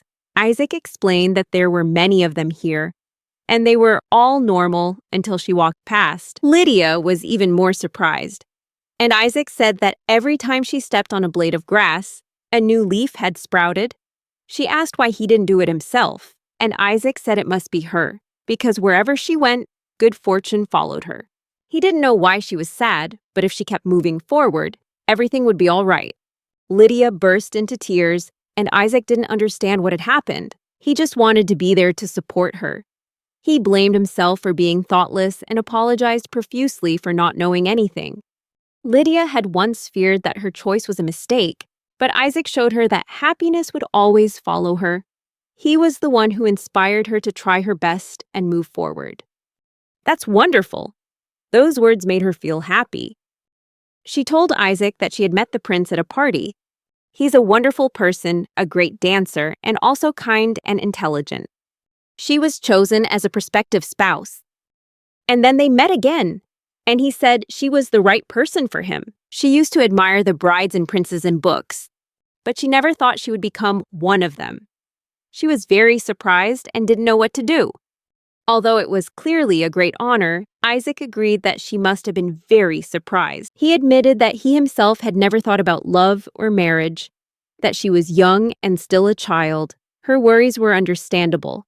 Of course, balancing studies and marriage was not easy, and feeling confused was perfectly natural. He asked her if this was her final decision. Lydia explained that Sir Roy had told her to think it over. Isaac advised her to take her time. At least the prince wasn't a bad person, but she didn't need to rush into such a difficult decision. Just live fully in the present and everything would be all right. She agreed with him and said that she was still just a candidate. Isaac said that everything would be fine as long as she felt happy. Lydia asked why he only cared about her. Isaac replied that he didn't know the prince, and instead of thinking about a stranger, he just wanted her to be happy. She recalled that her father had told her to let him know if she made a decision, and if she didn't want to, he would refuse on her behalf. Catherine had also advised her to do what she thought was right. She had no idea that so many people wished her happiness. She felt very lucky. She asked Isaac if she could take the clover home with her, and he agreed.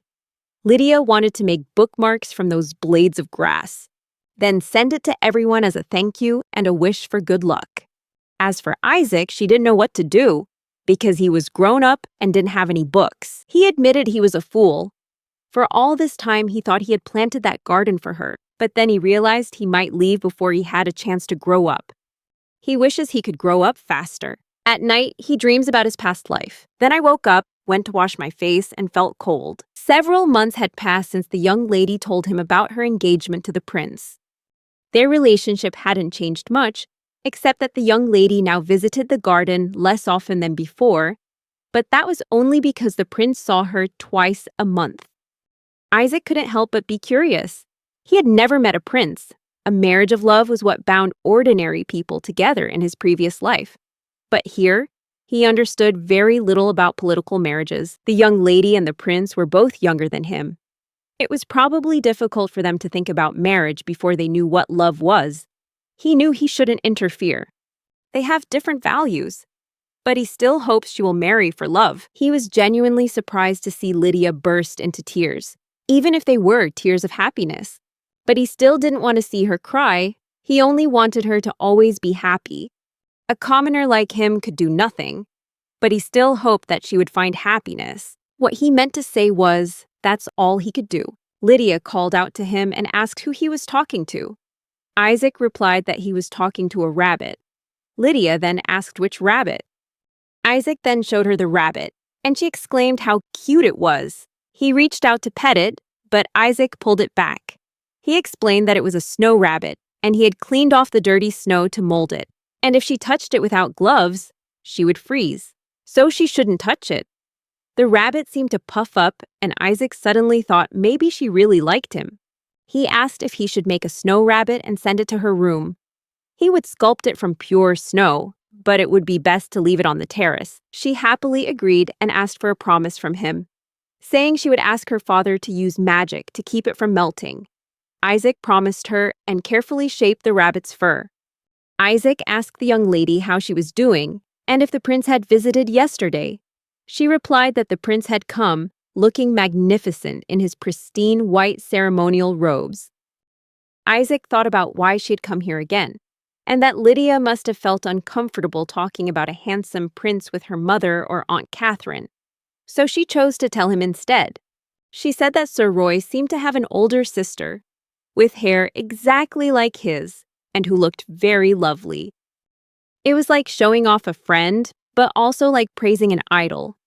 Either way, it made him genuinely happy, because it seemed like they had become friends. Lydia said she had told the prince about Flora. Isaac realized that Lydia was adorable whenever she talked about the prince, and he knew that smile suited her perfectly. However, for some reason, he always annoyed her.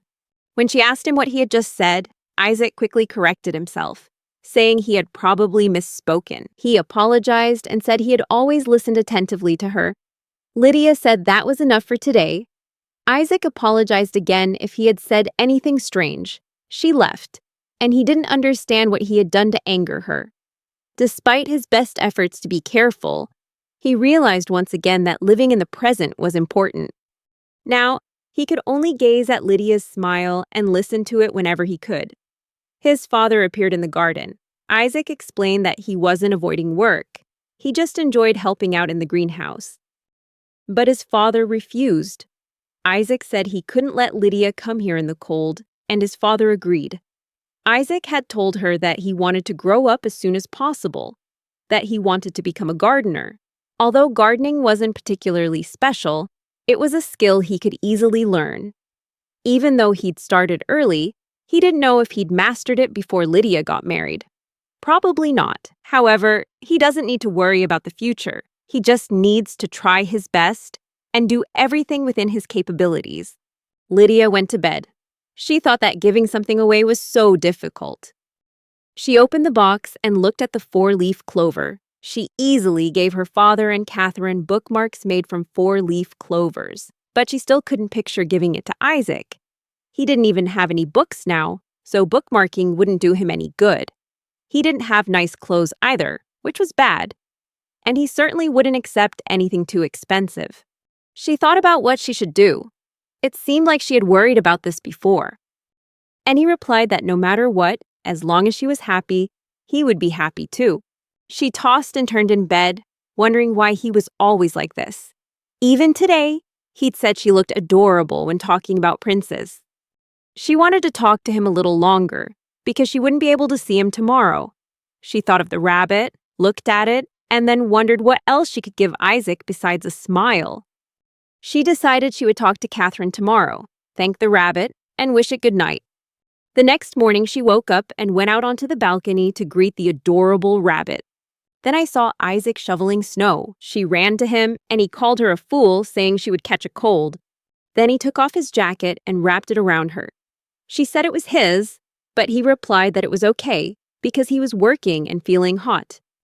He asked her what she was doing there, and she explained that she had seen him from the balcony.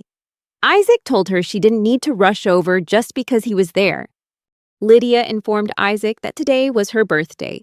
The other girls are throwing a party for her, and she thought she wouldn't be able to see him today.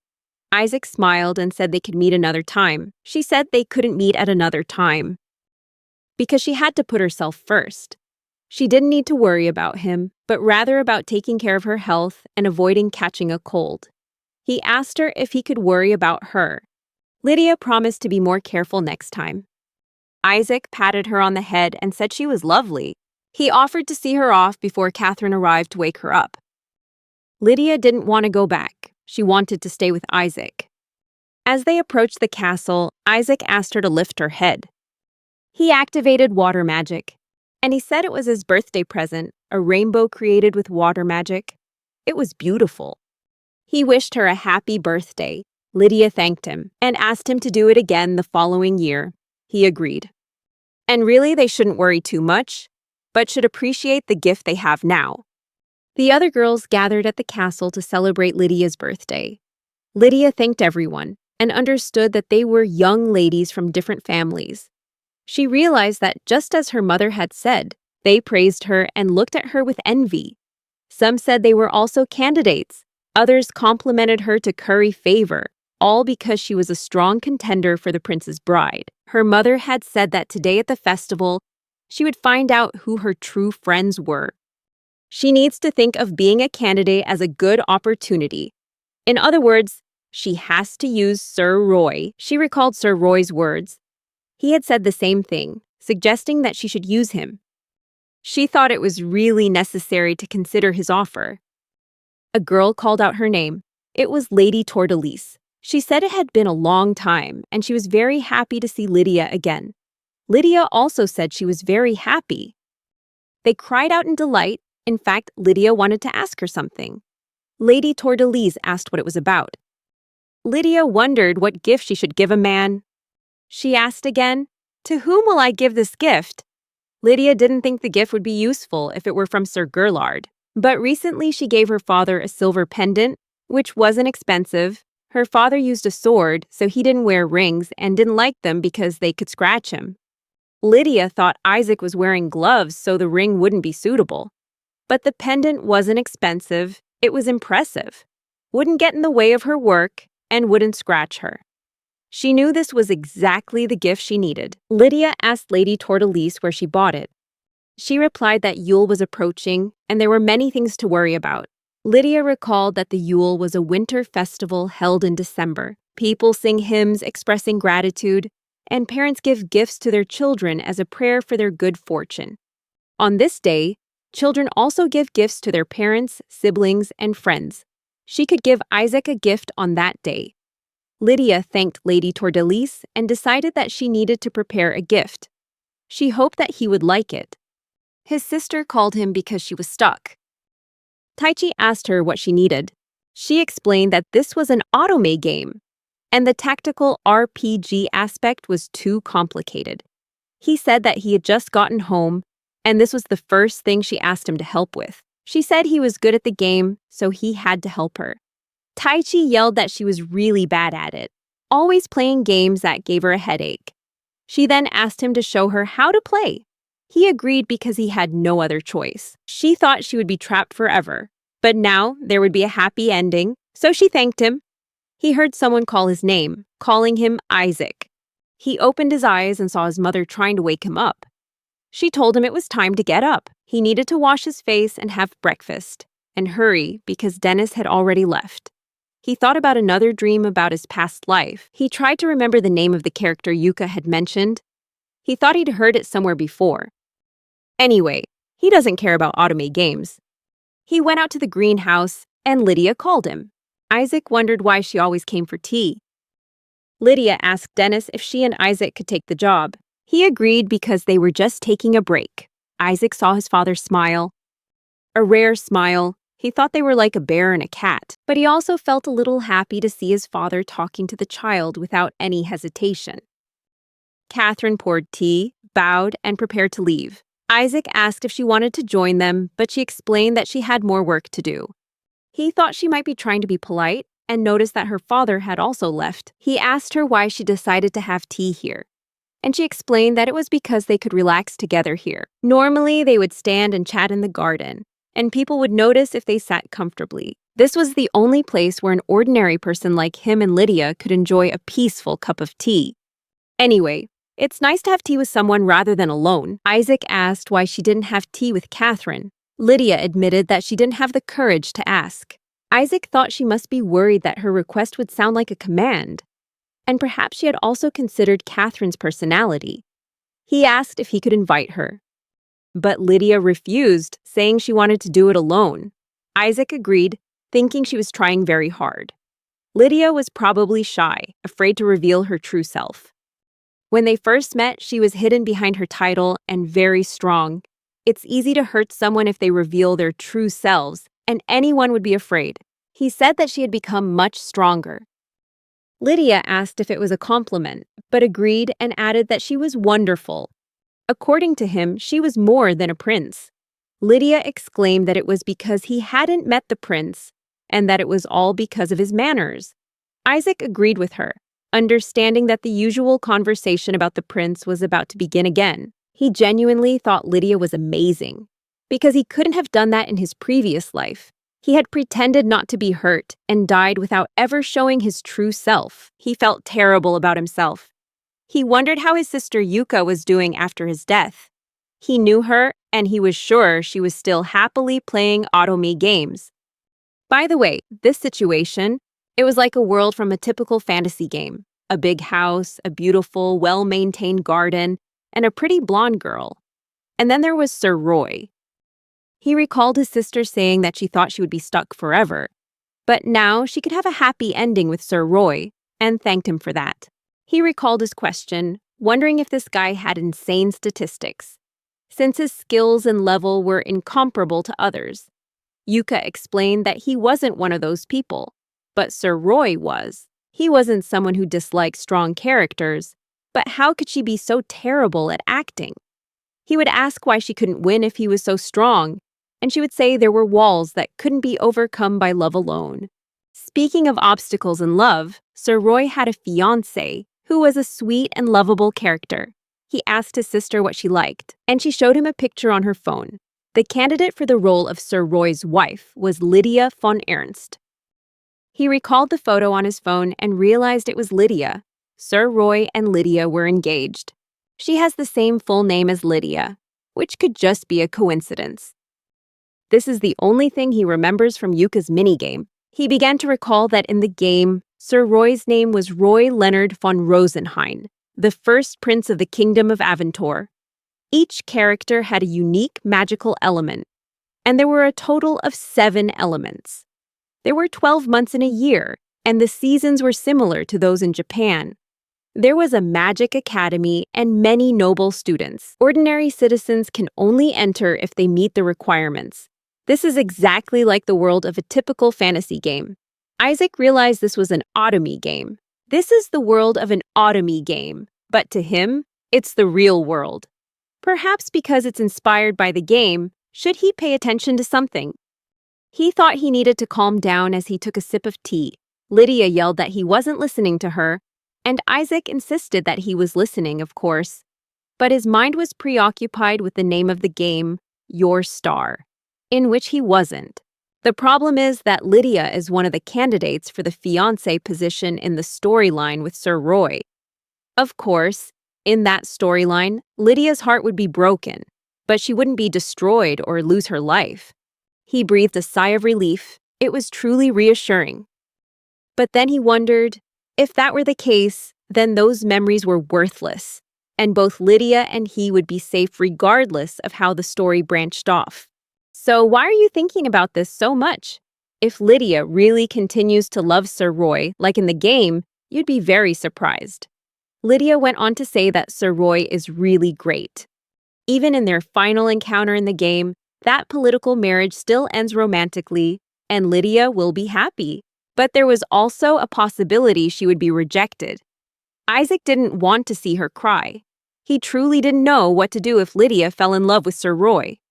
They would attend the Magic Academy together, always supporting each other, even though he was just a commoner. He could do the same if he possessed enough magic power. School and magic in this world were truly fascinating. And Lydia even taught him how to write and told him how much magic power he needed. It was time to upgrade himself as much as possible. If he hadn't met Lydia again that day, he probably would never have thought about these things. Thanks to her, he's had many opportunities. For example, today's tea time, he wouldn't normally drink black tea, but he could, because he was sitting next to her. And because he wanted Lydia to see the garden, he could put in more effort and enjoy everything more. He blurted out that they were lucky to have met. Lydia didn't understand what he was saying. She seemed angry. She loudly complained that he wasn't listening to her again. Isaac realized he had upset her once more, but this time she seemed more confused than angry. She said she wanted to talk about plants right now. He agreed, but in his mind he was thinking, one moment she's a prince, the next she's my little sister. Lydia looked at her watch and said it was time to go. Isaac offered to see her off, but she declined because Catherine would be coming to pick her up. She held out her hand, a pendant in her palm, and told him to take it. He picked up the small object. It was indeed a pendant, quite pleasing to the eye, but he thought it didn't suit a young lady like her. He opened it and found inside a 4-leaf clover that she had picked from his garden. He said the pendant was lovely, just like her. Lydia was confused, not understanding why he said that. Isaac said that he would just talk to himself, but Lydia thought it didn't matter because every emotion was clearly visible on his face. Isaac asked if it would be better if they stopped talking altogether, but Lydia said she didn't want that. Isaac felt relieved and asked if the gift meant an apology. She replied that it was a replica of him, leaving him completely confused. Lydia explained that she had made bookmarks as gifts for her father and others, but since he didn't have any books, this pendant was specifically for him. He had heard that she had once given a 4-leaf clover to the Duke, who had been overjoyed and boasted about it the day before. But he never imagined he would receive such a gift. Lydia explained that it was just an inexpensive item. Catherine had bought it at a budget shop. Isaac thanked Lydia and said he would cherish it. He asked why she had given him the gift at this time, and she explained that it was the day before Yule. But she had actually forgotten. Yule, in other words, is Christmas, just like in an autumny game, and he always finds it strange that it falls on December 25th. But he had nothing to say in response. He admitted that he wasn't prepared at all. Lydia thought she had already received a lot from him. When he asked, like, what? She said, for example, the snow rabbit. That's her treasure. Actually, he also received a lot from her. The letters she wrote and sent made him happy. That was his treasure. In return for her previous gesture, he made a rabbit. Only a fool wouldn't protect this girl. He said he would give another gift. If anyone insulted her, just tell him. And he would beat them up. Lydia asked why he was so cruel, but Isaac told her not to worry. Just remember that. He didn't care about the prince, nor did he care that this was a game. The only thing he cared about was her. He wouldn't let anyone hurt her. And he swore it with this very pendant. A strange vow for the Yule festival, but anyway, he thought he could at least pray to God. He clutched the pendant tightly and wished that Lydia would always smile in the future. Meanwhile, the prince was sitting in the library, handling his affairs. The butler noticed that His Highness seemed to be enjoying it. The prince replied that there were still many documents to review. He remarked that the Duke was a cold nobleman, strict, but unlike his father. The butler remarked that it was rare to hear His Highness speak like that, leading him to believe that the rumors were probably true. The method for detecting magical abilities worked very effectively. He still clearly remembers the feeling of surprise. When asked to write a report on the color of hydrangeas, it was hard to believe that the color of the flower could change depending on a person's magical power. It's a pity they need pruning before they wither, because they bloom to the best of their ability, and if not pruned now, they won't bloom again next year. His Highness's younger sister loves those flowers very much, so I want to let her see them one more time. His Highness greatly appreciated that, and must have been delighted to share it with his sister. They both possessed very similar elements. The butler, impressed, remarked that His Highness truly knew a great deal about gardening. The prince replied that he had consulted an expert. Just then, there was a knock at the door. The prince gave permission to enter, and then his sister came in and said he should take a good look at himself for staring at papers all day. Roy smiled happily upon seeing Feline, and remarked that she had arrived a little early today. Feline shrieked, prompting the prince to say that this proved she was capable of waking up on time. He asked if she had woken up on her own today, and the maid replied that she had woken her up herself. The prince burst out laughing, and Feline angrily shouted that he was laughing too much. He apologized and said he was only laughing because his sister was so cute. He asked what was going on, and Feline announced that the roses had bloomed in the garden and invited him to see them. The prince said he had some time before his next meeting. Feline then pulled him out to the garden, and he agreed, as it would allow him to be outside for a while. Feline asked if Klaus could come along. Roy didn't object, but asked if Klaus would run away if he saw him. Feline said she would go with Klaus next time. The two stood high up, gazing at the garden, Feline unable to hide her fascination with the flowers. Roy realized that his sister really liked roses. She said she wanted to look at the flowers with him because they reminded her of him, but he said roses reminded people of her more. Feline disagreed and insisted that he was more like a rose. Roy said that only she and Lady Lydia complemented each other. Lady Lydia is one of the candidates for the position of fiancée. Feline said she found it very interesting, because it was strange to see her brother showing interest in someone. I thought you hated political games. Feline thought you were the stranger, since you'd never mentioned any other candidates before. Roy suddenly realized that was true. Then he began to tell the story of Lady Lydia. She had wavy blonde hair and bright blue eyes like delicate flowers. When they first met, she was wearing a blue dress, though she usually wore pale pink, looking like a flower spirit. They both danced together for the first time in their lives, but she did so well that everyone applauded. Feline asked again, a blue dress, a pale pink dress, and a skilled dancer. That is Lady Lydia. The butler interrupted them, announcing that the prince's next meeting was about to begin. Roy apologized to Feline, who said it was all right and thanked him for his time. She wished him good luck, and Roy promised to return. They were sitting in a carriage, heading somewhere. The prince looked out the window, observing the people on the street. The butler remarked that it was surprising that the prince never grew tired of looking at the same road. The prince replied that, of course not, for every day was different from the day before. He looked down at the street and saw the children running and playing. He wondered if he could ask the housekeeper something. The prince posed his own question, how to make friends. The butler wondered why he was asking that question today. The prince explained that someone had refused his offer. The butler said he understood, then asked what he would do in that situation. Would he immediately say yes? The prince replied that it would be difficult, but honestly, it depended on the person. The butler nodded in agreement, saying that not everyone is willing to accept an offer of friendship. Roy realized he had chosen the wrong words and stopped communicating with his friends. As usual, the butler inquired about the person who had rejected him. The prince said that they still met occasionally. The butler was surprised, and the prince explained that the man was helping him with some tasks. The butler asked if he really needed to be with that person, and the prince assured him that this was enough. But recently, he himself has been doing a great job, but it's much more enjoyable working with that person. The housekeeper wondered if that meant they were already friends. They arrived at the castle, and Lydia greeted the prince at the door. The prince said that it had been a long time since they had seen each other, but Lydia reminded him that it had only been 2 weeks. The prince noticed that she lived a busy life. Others might get tired of waiting that long.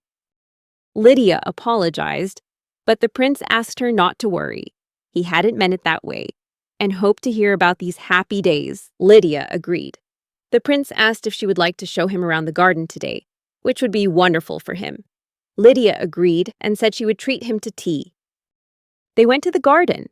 The prince said that she was different today in a positive way. Lydia explained that she felt ashamed for not treating him like the other ladies. The prince claimed that he was very happy, but the opposite was clearly true. She had other things to do before meeting him, but the other ladies just wanted to know all about him. Lydia asked if it was because he was interesting. The prince said that he didn't like such conversations, and indeed, they weren't fun at all. The other young ladies were taught by their parents how to flatter very skillfully, and their feelings and admiration were distorted. Lydia said that she understood and asked if she should stop listening to him. But Lydia was different. The prince was delighted to see the truth. He asked her what she wanted to show him today. Lydia pointed out the blooming flame trees and the beautiful magnolias nearby. The prince was delighted. The Ernst family's garden was always changing, and it was a pleasure to visit. Lydia said that she loved the garden too. They heard a cracking sound and saw something fall from the tree. The prince immediately stood in front of Lydia and told her to step back. He thought that might be the cause. Something fell to the ground. He stood up, brushed off the dust, and said everything was fine. He was holding a bouquet of flamboyant flowers. Lydia asked why he fell right from that spot. Isaac didn't understand the question. He said this wasn't the right place, just the top of a tree. Lydia shrieked, asking why he had fallen from the tree in the first place. Isaac explained that he had cut some branches to decorate Lydia's room, and he thought just taking the nice ones would suffice. Lydia said it was dangerous. Isaac thanked her for her concern. Lydia reminded him that he hadn't even apologized. Roy said it was funny. He had never seen her so relaxed. Lydia called out Sir Roy's name, and Isaac looked at him carefully and was surprised to realize it was Sir Roy. Lydia said she hadn't said anything strange. Isaac explained that this was the person he found strange. Lydia shouted that Sir Roy was the prince, and Isaac was being quite impolite by calling him this man and then pointing at him. Isaac asked if he could change the way he addressed him, but the prince said it was fine, as they were in an informal setting. Isaac insisted that he would never officially meet the prince because he was a commoner. The prince laughed and told him never to say never. Isaac declared that if that happened, he feared he wouldn't be able to be polite to the prince. The prince said the same thing. Lydia watched them and asked if they really knew each other. Isaac replied that the man had gotten lost in the middle of town, and Roy explained that Isaac had helped him while he was exploring the city. Lydia said that she'd never heard them talk about this.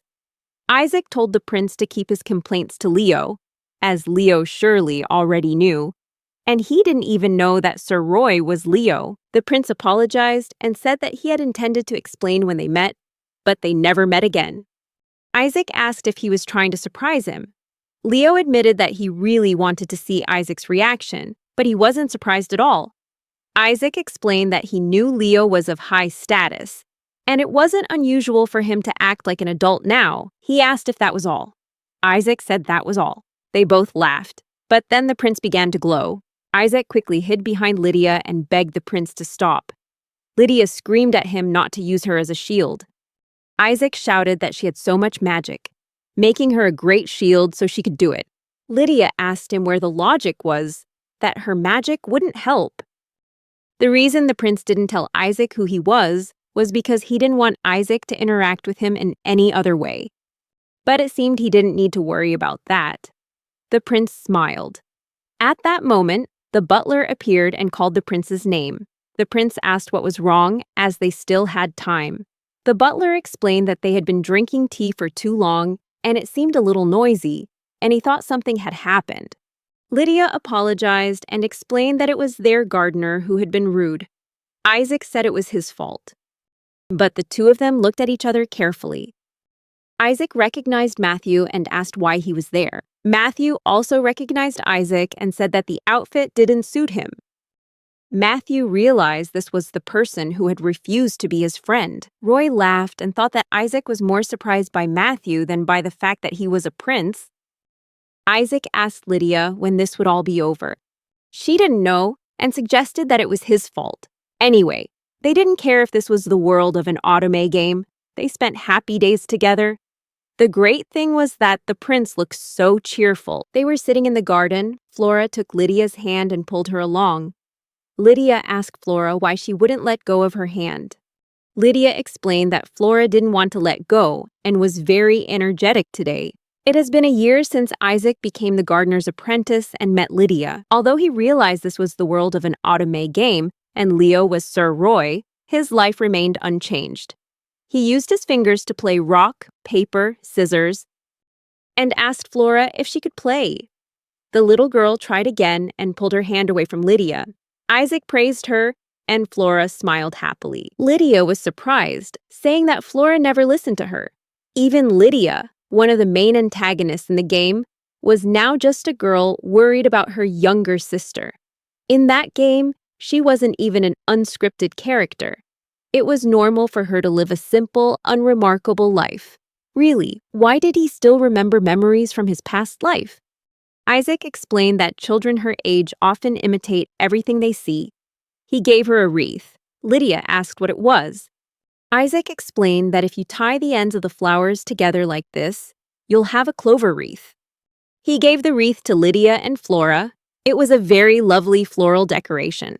Lydia said that he was very skilled at such things. Those wreaths, that pendant, he said he thought she could make them too. He suggested starting from scratch. First, you need to pick a flower. Divide the flower stem in half, wrap it around your finger, and you're done. He made a ring out of a clover. He said it was nothing serious, but he could tell from Lydia's face that something had happened. Perhaps she was angry, then blushed because he had put the ring on the third finger of her left hand. She pointed at his hand. Isaac felt embarrassed.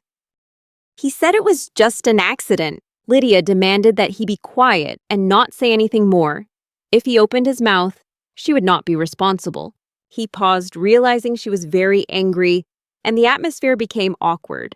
But at that moment, Flora started shouting loudly and pulling at Lydia's dress again. Lydia asked what was wrong, and Flora pointed at Lydia's hand. She understood that Flora also wanted a ring like that.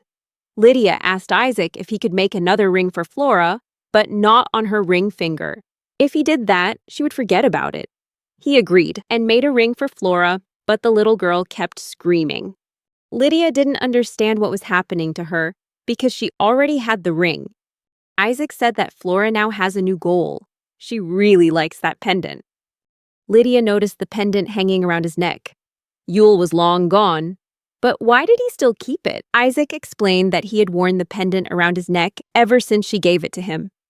It was hidden under her clothes so it wasn't damaged, and now Flora has found it.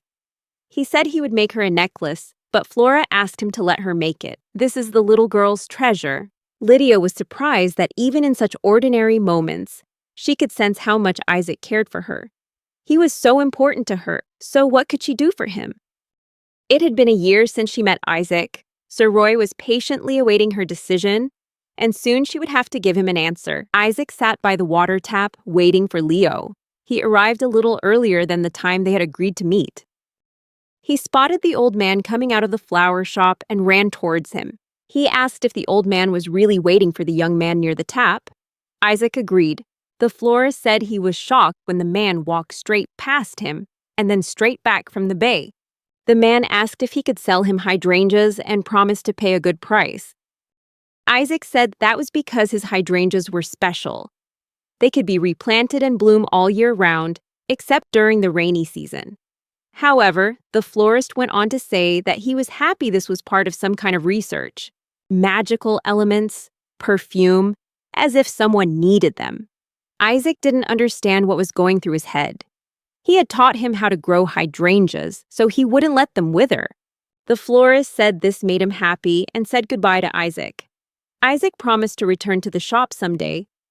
Suddenly, he felt a chill run down his spine, realizing it was the sensation of a dark spirit. He couldn't understand how these spirits could be here in broad daylight. Isaac wanted to try and track them. Spirits often gather around sources of magic, and magic, which involves spells like hypnosis, is often abused by evil people. He didn't sense any malice from them, but it was better to be cautious. He ran quickly, sensing some kind of energy somewhere nearby. Looking down the alley, he saw a little girl sitting with her back to him. He asked her if she was all right. She was startled and asked who was there. The little girl's hair was sparkling, which displeased Isaac with his silly new sparkly hairstyle. He asked her if she was Leo's sister, but the little girl didn't know who he was talking about. Isaac asked if she knew Mr. Roy, and she was surprised to hear that name. Isaac confessed that Roy had once asked him to show him around the city center, introducing himself as Isaac, currently an apprentice gardener at Ernst Manor. The little girl remembered the name and understood that he was the servant of Lady Lydia.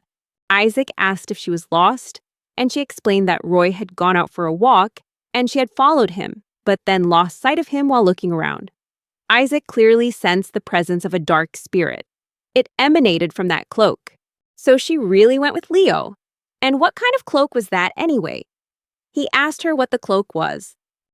The little girl explained that it had been left in Mr. Roy's office. She had tried it on, and it turned out to be a magical cloak. That cloak made the wearer invisible. Isaac wondered if Roy was being too careless to leave things like that unattended. Now everything is clear. It's no wonder a girl dressed so elegantly could wander around the city center without attracting any attention. Leo's first appearance caused quite a stir. Whatever the reason, she was lost. Isaac patted her head gently and told her it was all right. He would return the shirt to her brother. The little girl agreed. Isaac used magic to create a bird that soared into the sky, and the little girl asked what it was.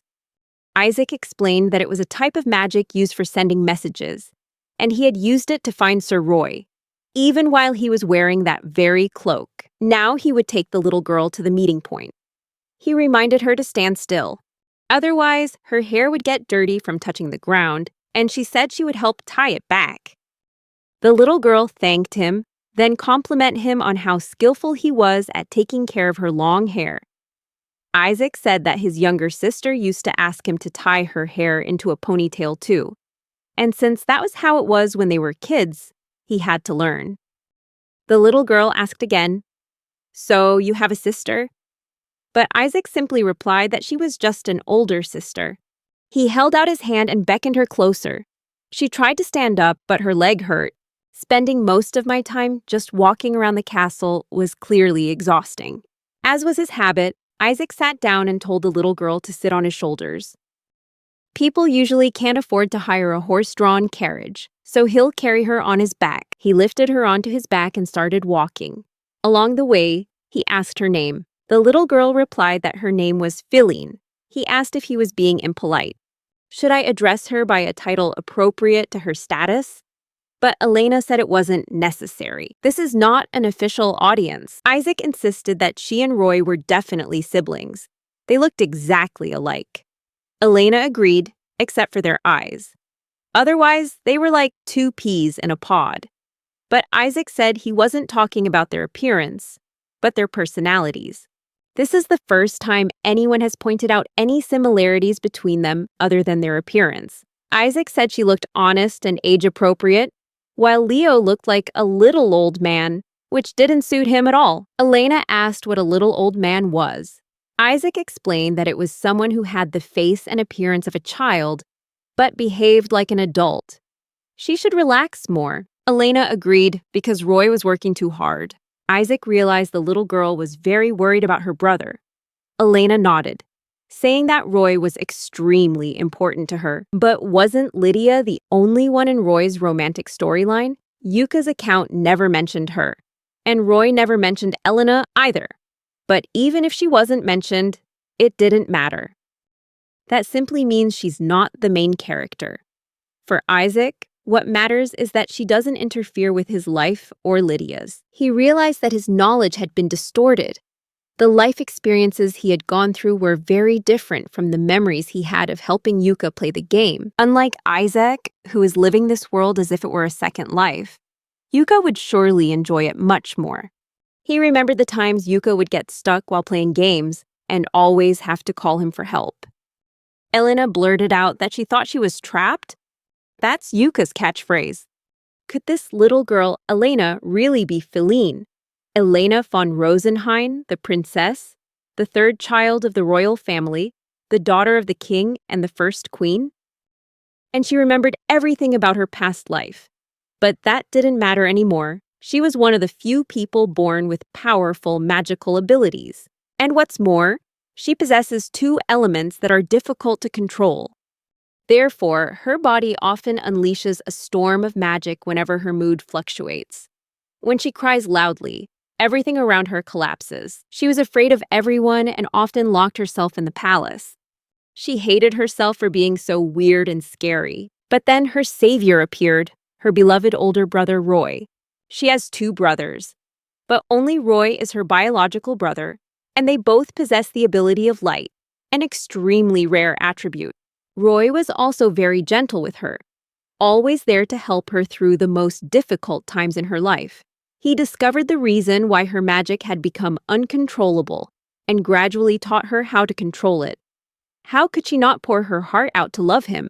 Every time someone mentioned how similar the two of them looked, she was overjoyed. Just being able to resemble her beloved older brother was a source of pride for her. When he was too busy to spend time with her, she could look at him in the mirror. She comforted herself in her loneliness by searching for similarities to him in her own face. And from there, the habit of looking in the mirror every day gradually became a routine. Then one day, while looking in the mirror, she remembered that she had seen this face before. She also knew her name, Feline Elena von Rosenheim, a supporting character in a fall-themed game from her past life, appearing in a storyline branch with her favorite male protagonist of the year. This is the official name, carrying immense hidden potential. In her previous life, Yuka considered this to be the ideal type, but she found her too cold. She was almost drawn to this character. When she saw her picture on the game cover, Yuka bought the game and couldn't forget it. Yuka was unsure whether to start with her branch or save it for later. She thought she would decide when she got through the training, but really, all she wanted was to play, because she possessed powerful magic. In the game, Yuka is enrolled in the Magic Academy without explanation, and then the game begins. The hydrangea bush in the corner is her magic stat. Yuka is a special case. She doesn't have any special skills at all because the flower is white. Initially, each male character has unique characteristics. The degree of Yuka's closeness to someone and their personality will influence her. The color of the hydrangea bushes will change depending on the storyline branch the player is leading. Light green corresponds to wind, orange to earth, purple to darkness, pink to fire, blue to water, white to nothing, and light yellow to electricity. It all takes place in the Illusion Academy of Magic. She decides to start with a bad ending with Prince Roy, and save the good ending for after completing the remaining branches.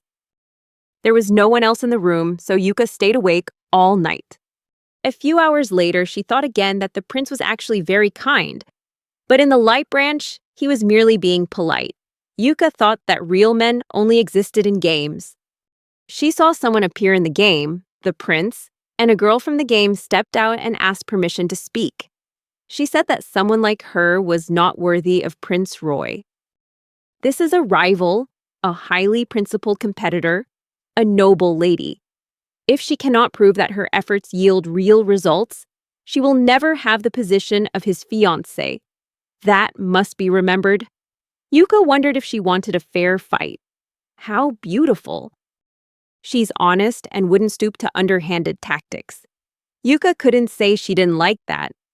And now she's decided she'll face it and win the confession, fairly. She played the game for a long time, very hard, and finally, everything was ready. There were times she almost gave up, but she knew perfectly well that the girl was her brother's lover. A new character. That's right. That character is Feline Elena von Rosenheim. Feline was originally a minor character in Prince Roy's faction and occasionally visited the academy. There are many situations in which the player is forced to make the wrong choices. Otherwise, they will not be able to achieve a good ending. If they ever met her, she would tell them things that Prince Roy would never tell. He was her second favorite character after the prince.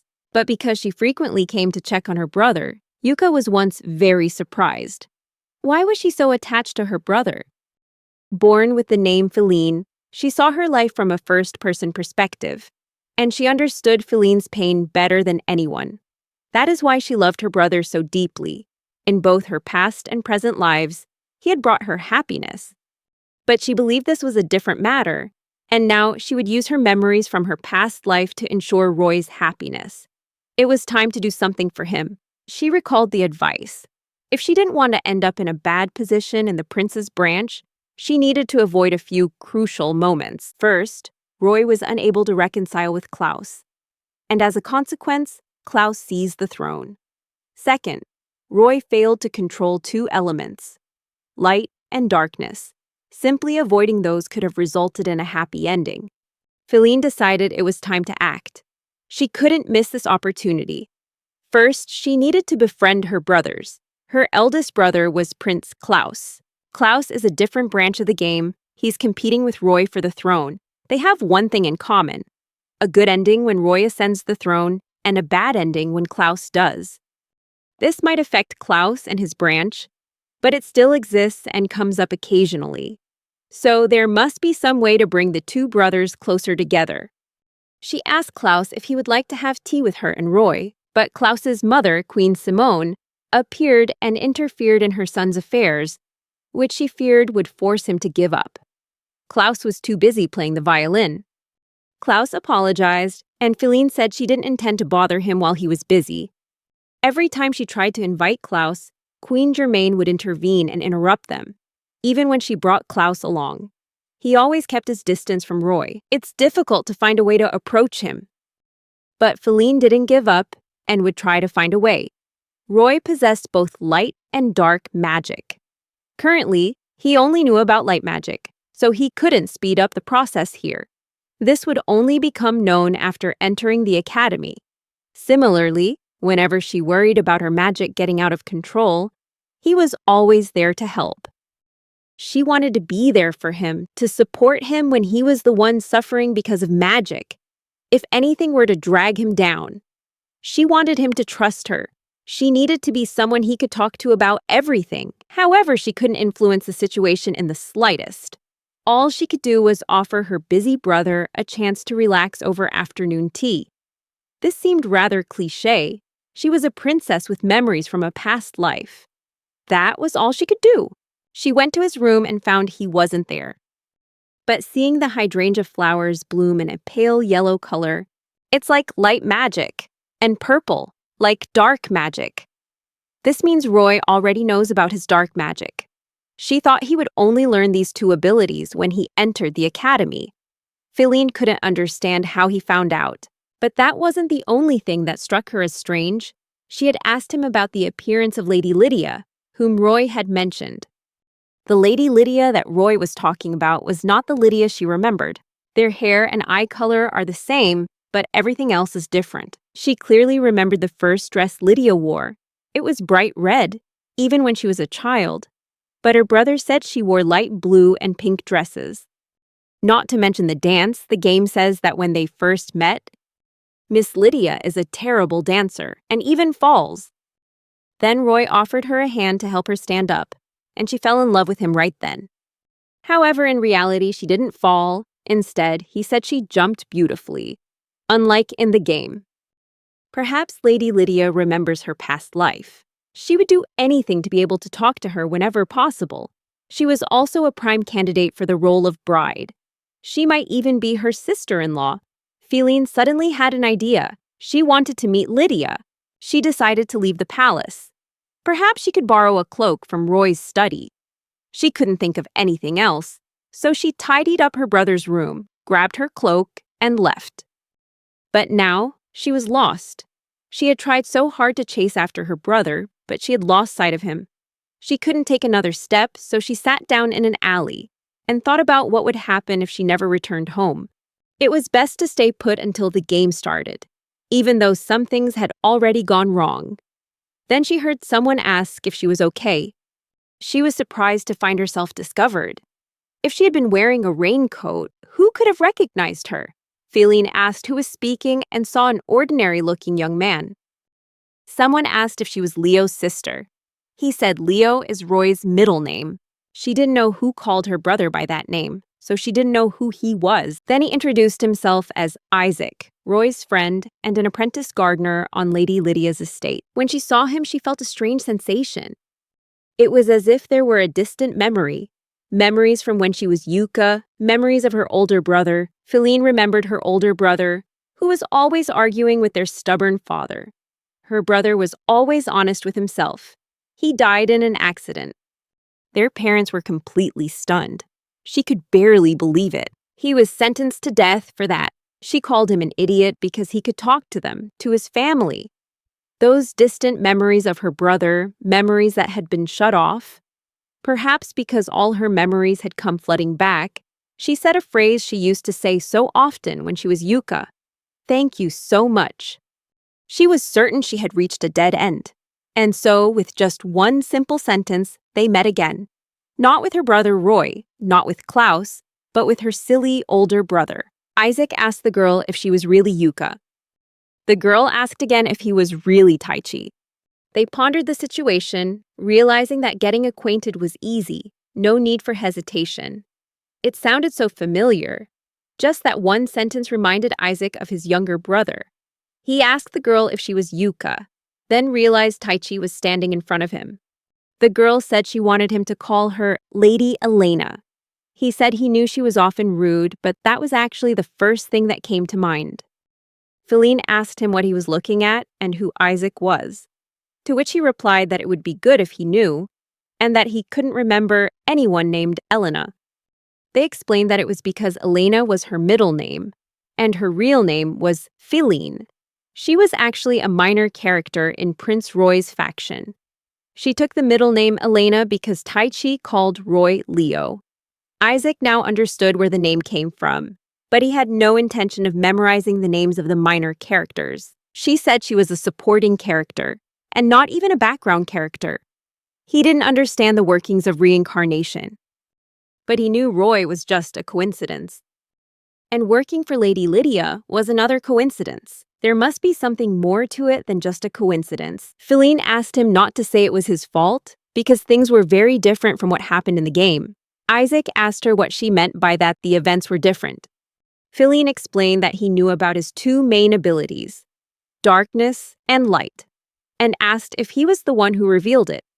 Isaac then asked her if he really possessed those two abilities, but he didn't know what his mistake was. Feline recalled that Roy shouldn't have known, but he had used the hydrangeas to figure it out. Isaac realized that these were the same hydrangeas he had bought from his old gardener. Roy was the one who had bought those hydrangeas, and Isaac had done nothing to stop him. Feline asked, "What about Lady Lydia? She should have fallen while dancing with Roy, but Lydia's so good that she didn't mess things up." Isaac replied that it was nothing. He said he remembered nothing about the game and was just an ordinary man with a little magic. What could he possibly do? Feline yelled that she was a princess with amazing magical powers, but nothing changed. Isaac asked her not to put all the blame on him. Feline admits that she still can't stop thinking about her helplessness in her current life. Isaac says that at least she didn't die young like him. She calls him an idiot and says that of course not. They both lived full and peaceful lives. Isaac felt amused, then asked why she felt like an old woman in her twilight years. She shouted that of course not. She only had old memories, and she was still just a normal 5-year-old girl. She asked him again if, in his memory, he was still a student. Isaac denied it, saying he was just a normal 8-year-old child. Feline said that perhaps because they were both in the world of your star, most of their memories came from the game, but there were still many unclear things that might explain why she still speaks the same way as before. Isaac apologized to Yuka and said that even though they now shared old memories, they were no longer Taichi and Yuka. They had a chance to meet again. He wanted to apologize for everything, for ruining his own life after listening to the prophecy. Because he had broken down, stopped thinking, and stopped controlling his own life, he caused her and others to suffer unnecessary pain. "You're just a terrible person." Feline called him an idiot and exclaimed that her brother was a complete fool. She hugged him tightly and for a long time, and he told her that her silly brother was sorry for everything. Feline asked whose house it was, and Isaac explained that it was his. He had told Roy they would meet here to avoid attracting attention. His parents hadn't expected the princess to come, so it was best for her to put on her cloak and hide. She agreed. Isaac told his mother that he had returned and asked if Roy was home. His mother greeted him upon his return, but said he had come back too soon. Roy still hadn't arrived. Isaac said he would wait for Roy here. His mother asked why he wasn't waiting at the fountain as planned. He replied that something had happened today, so the plans had changed a little. Dad entered the room, and Mom said that she and Dennis were just going shopping for a short while. And since Isaac was home, he could look after the house. Isaac agreed and told them to be careful on their way.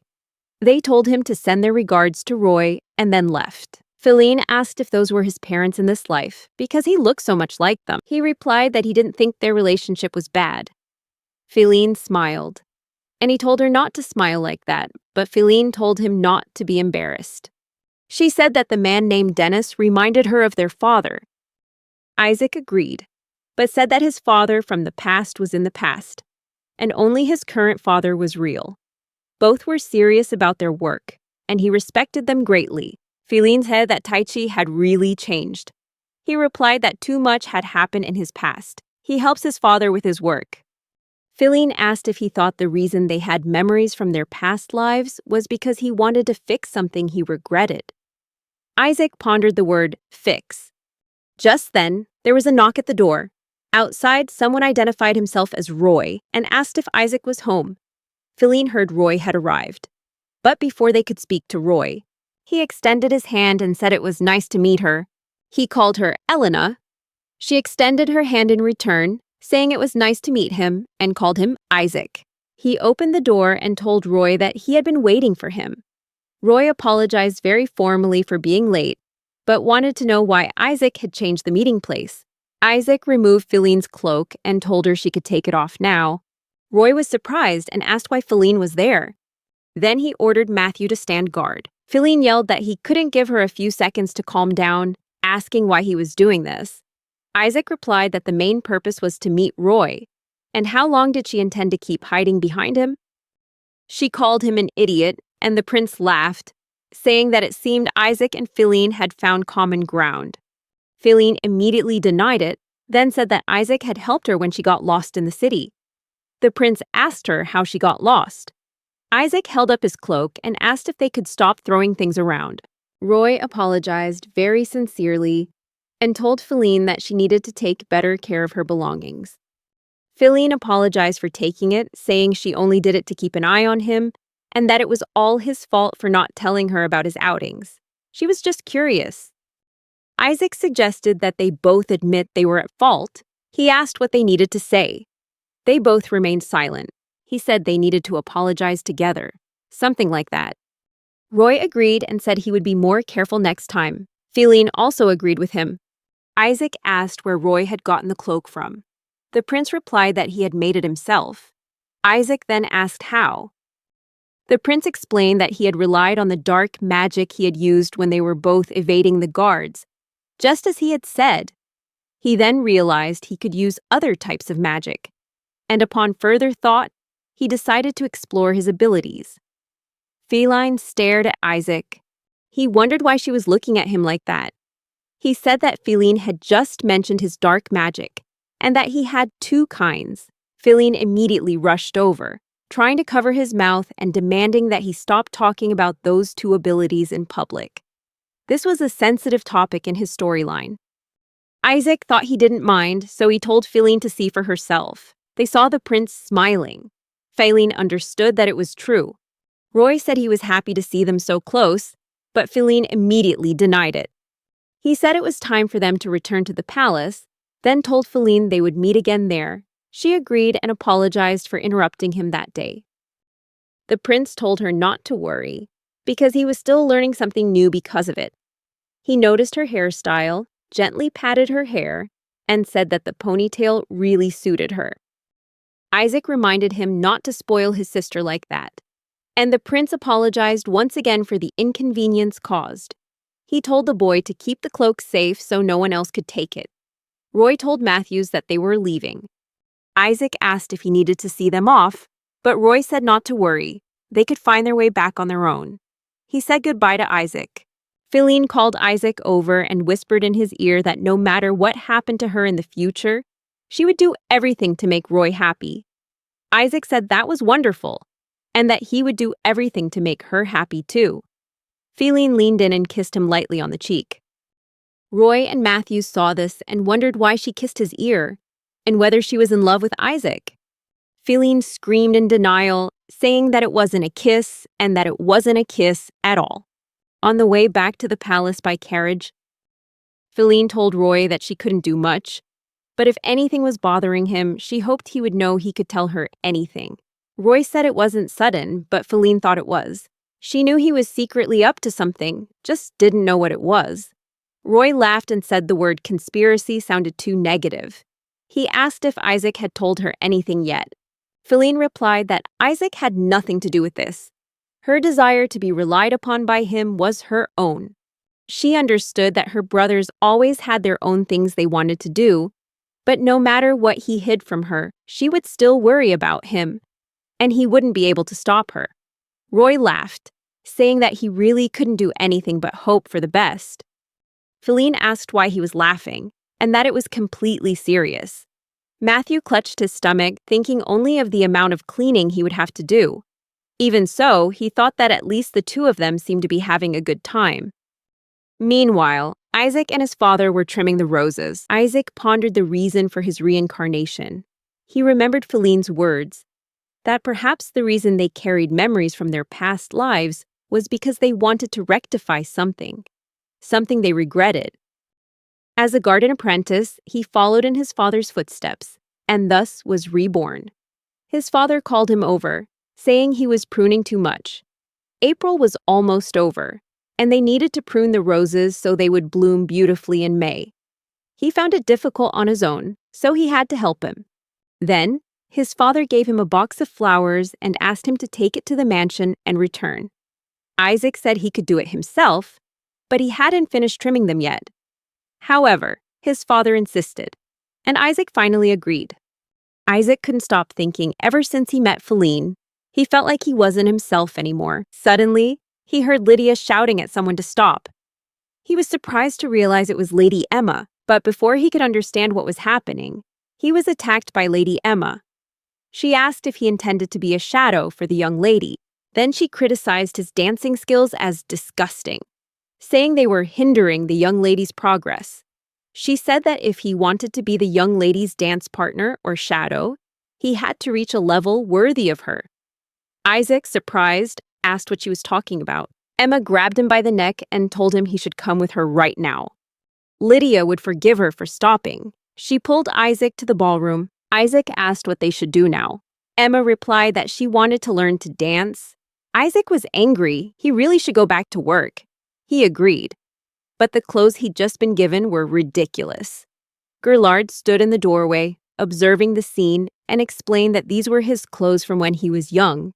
Isaac asked if Gerlard wasn't busy, and Gerlard explained that everyone needs a break, and he was asked for advice on the best outfit to wear to dance lessons. Gerlard noticed Isaac liked that outfit and asked Lydia if she did. Lydia said she thought it was better, though not by much. Isaac thanked her and asked how long she had been observing him. Gerlard said it was lovely to see someone wearing their old clothes again. Incidentally, he asked Isaac what it would be like to be his son. Lydia tried to stop him, but Isaac told him not to joke like that. Gerlard realized that Isaac was not someone who easily made mistakes.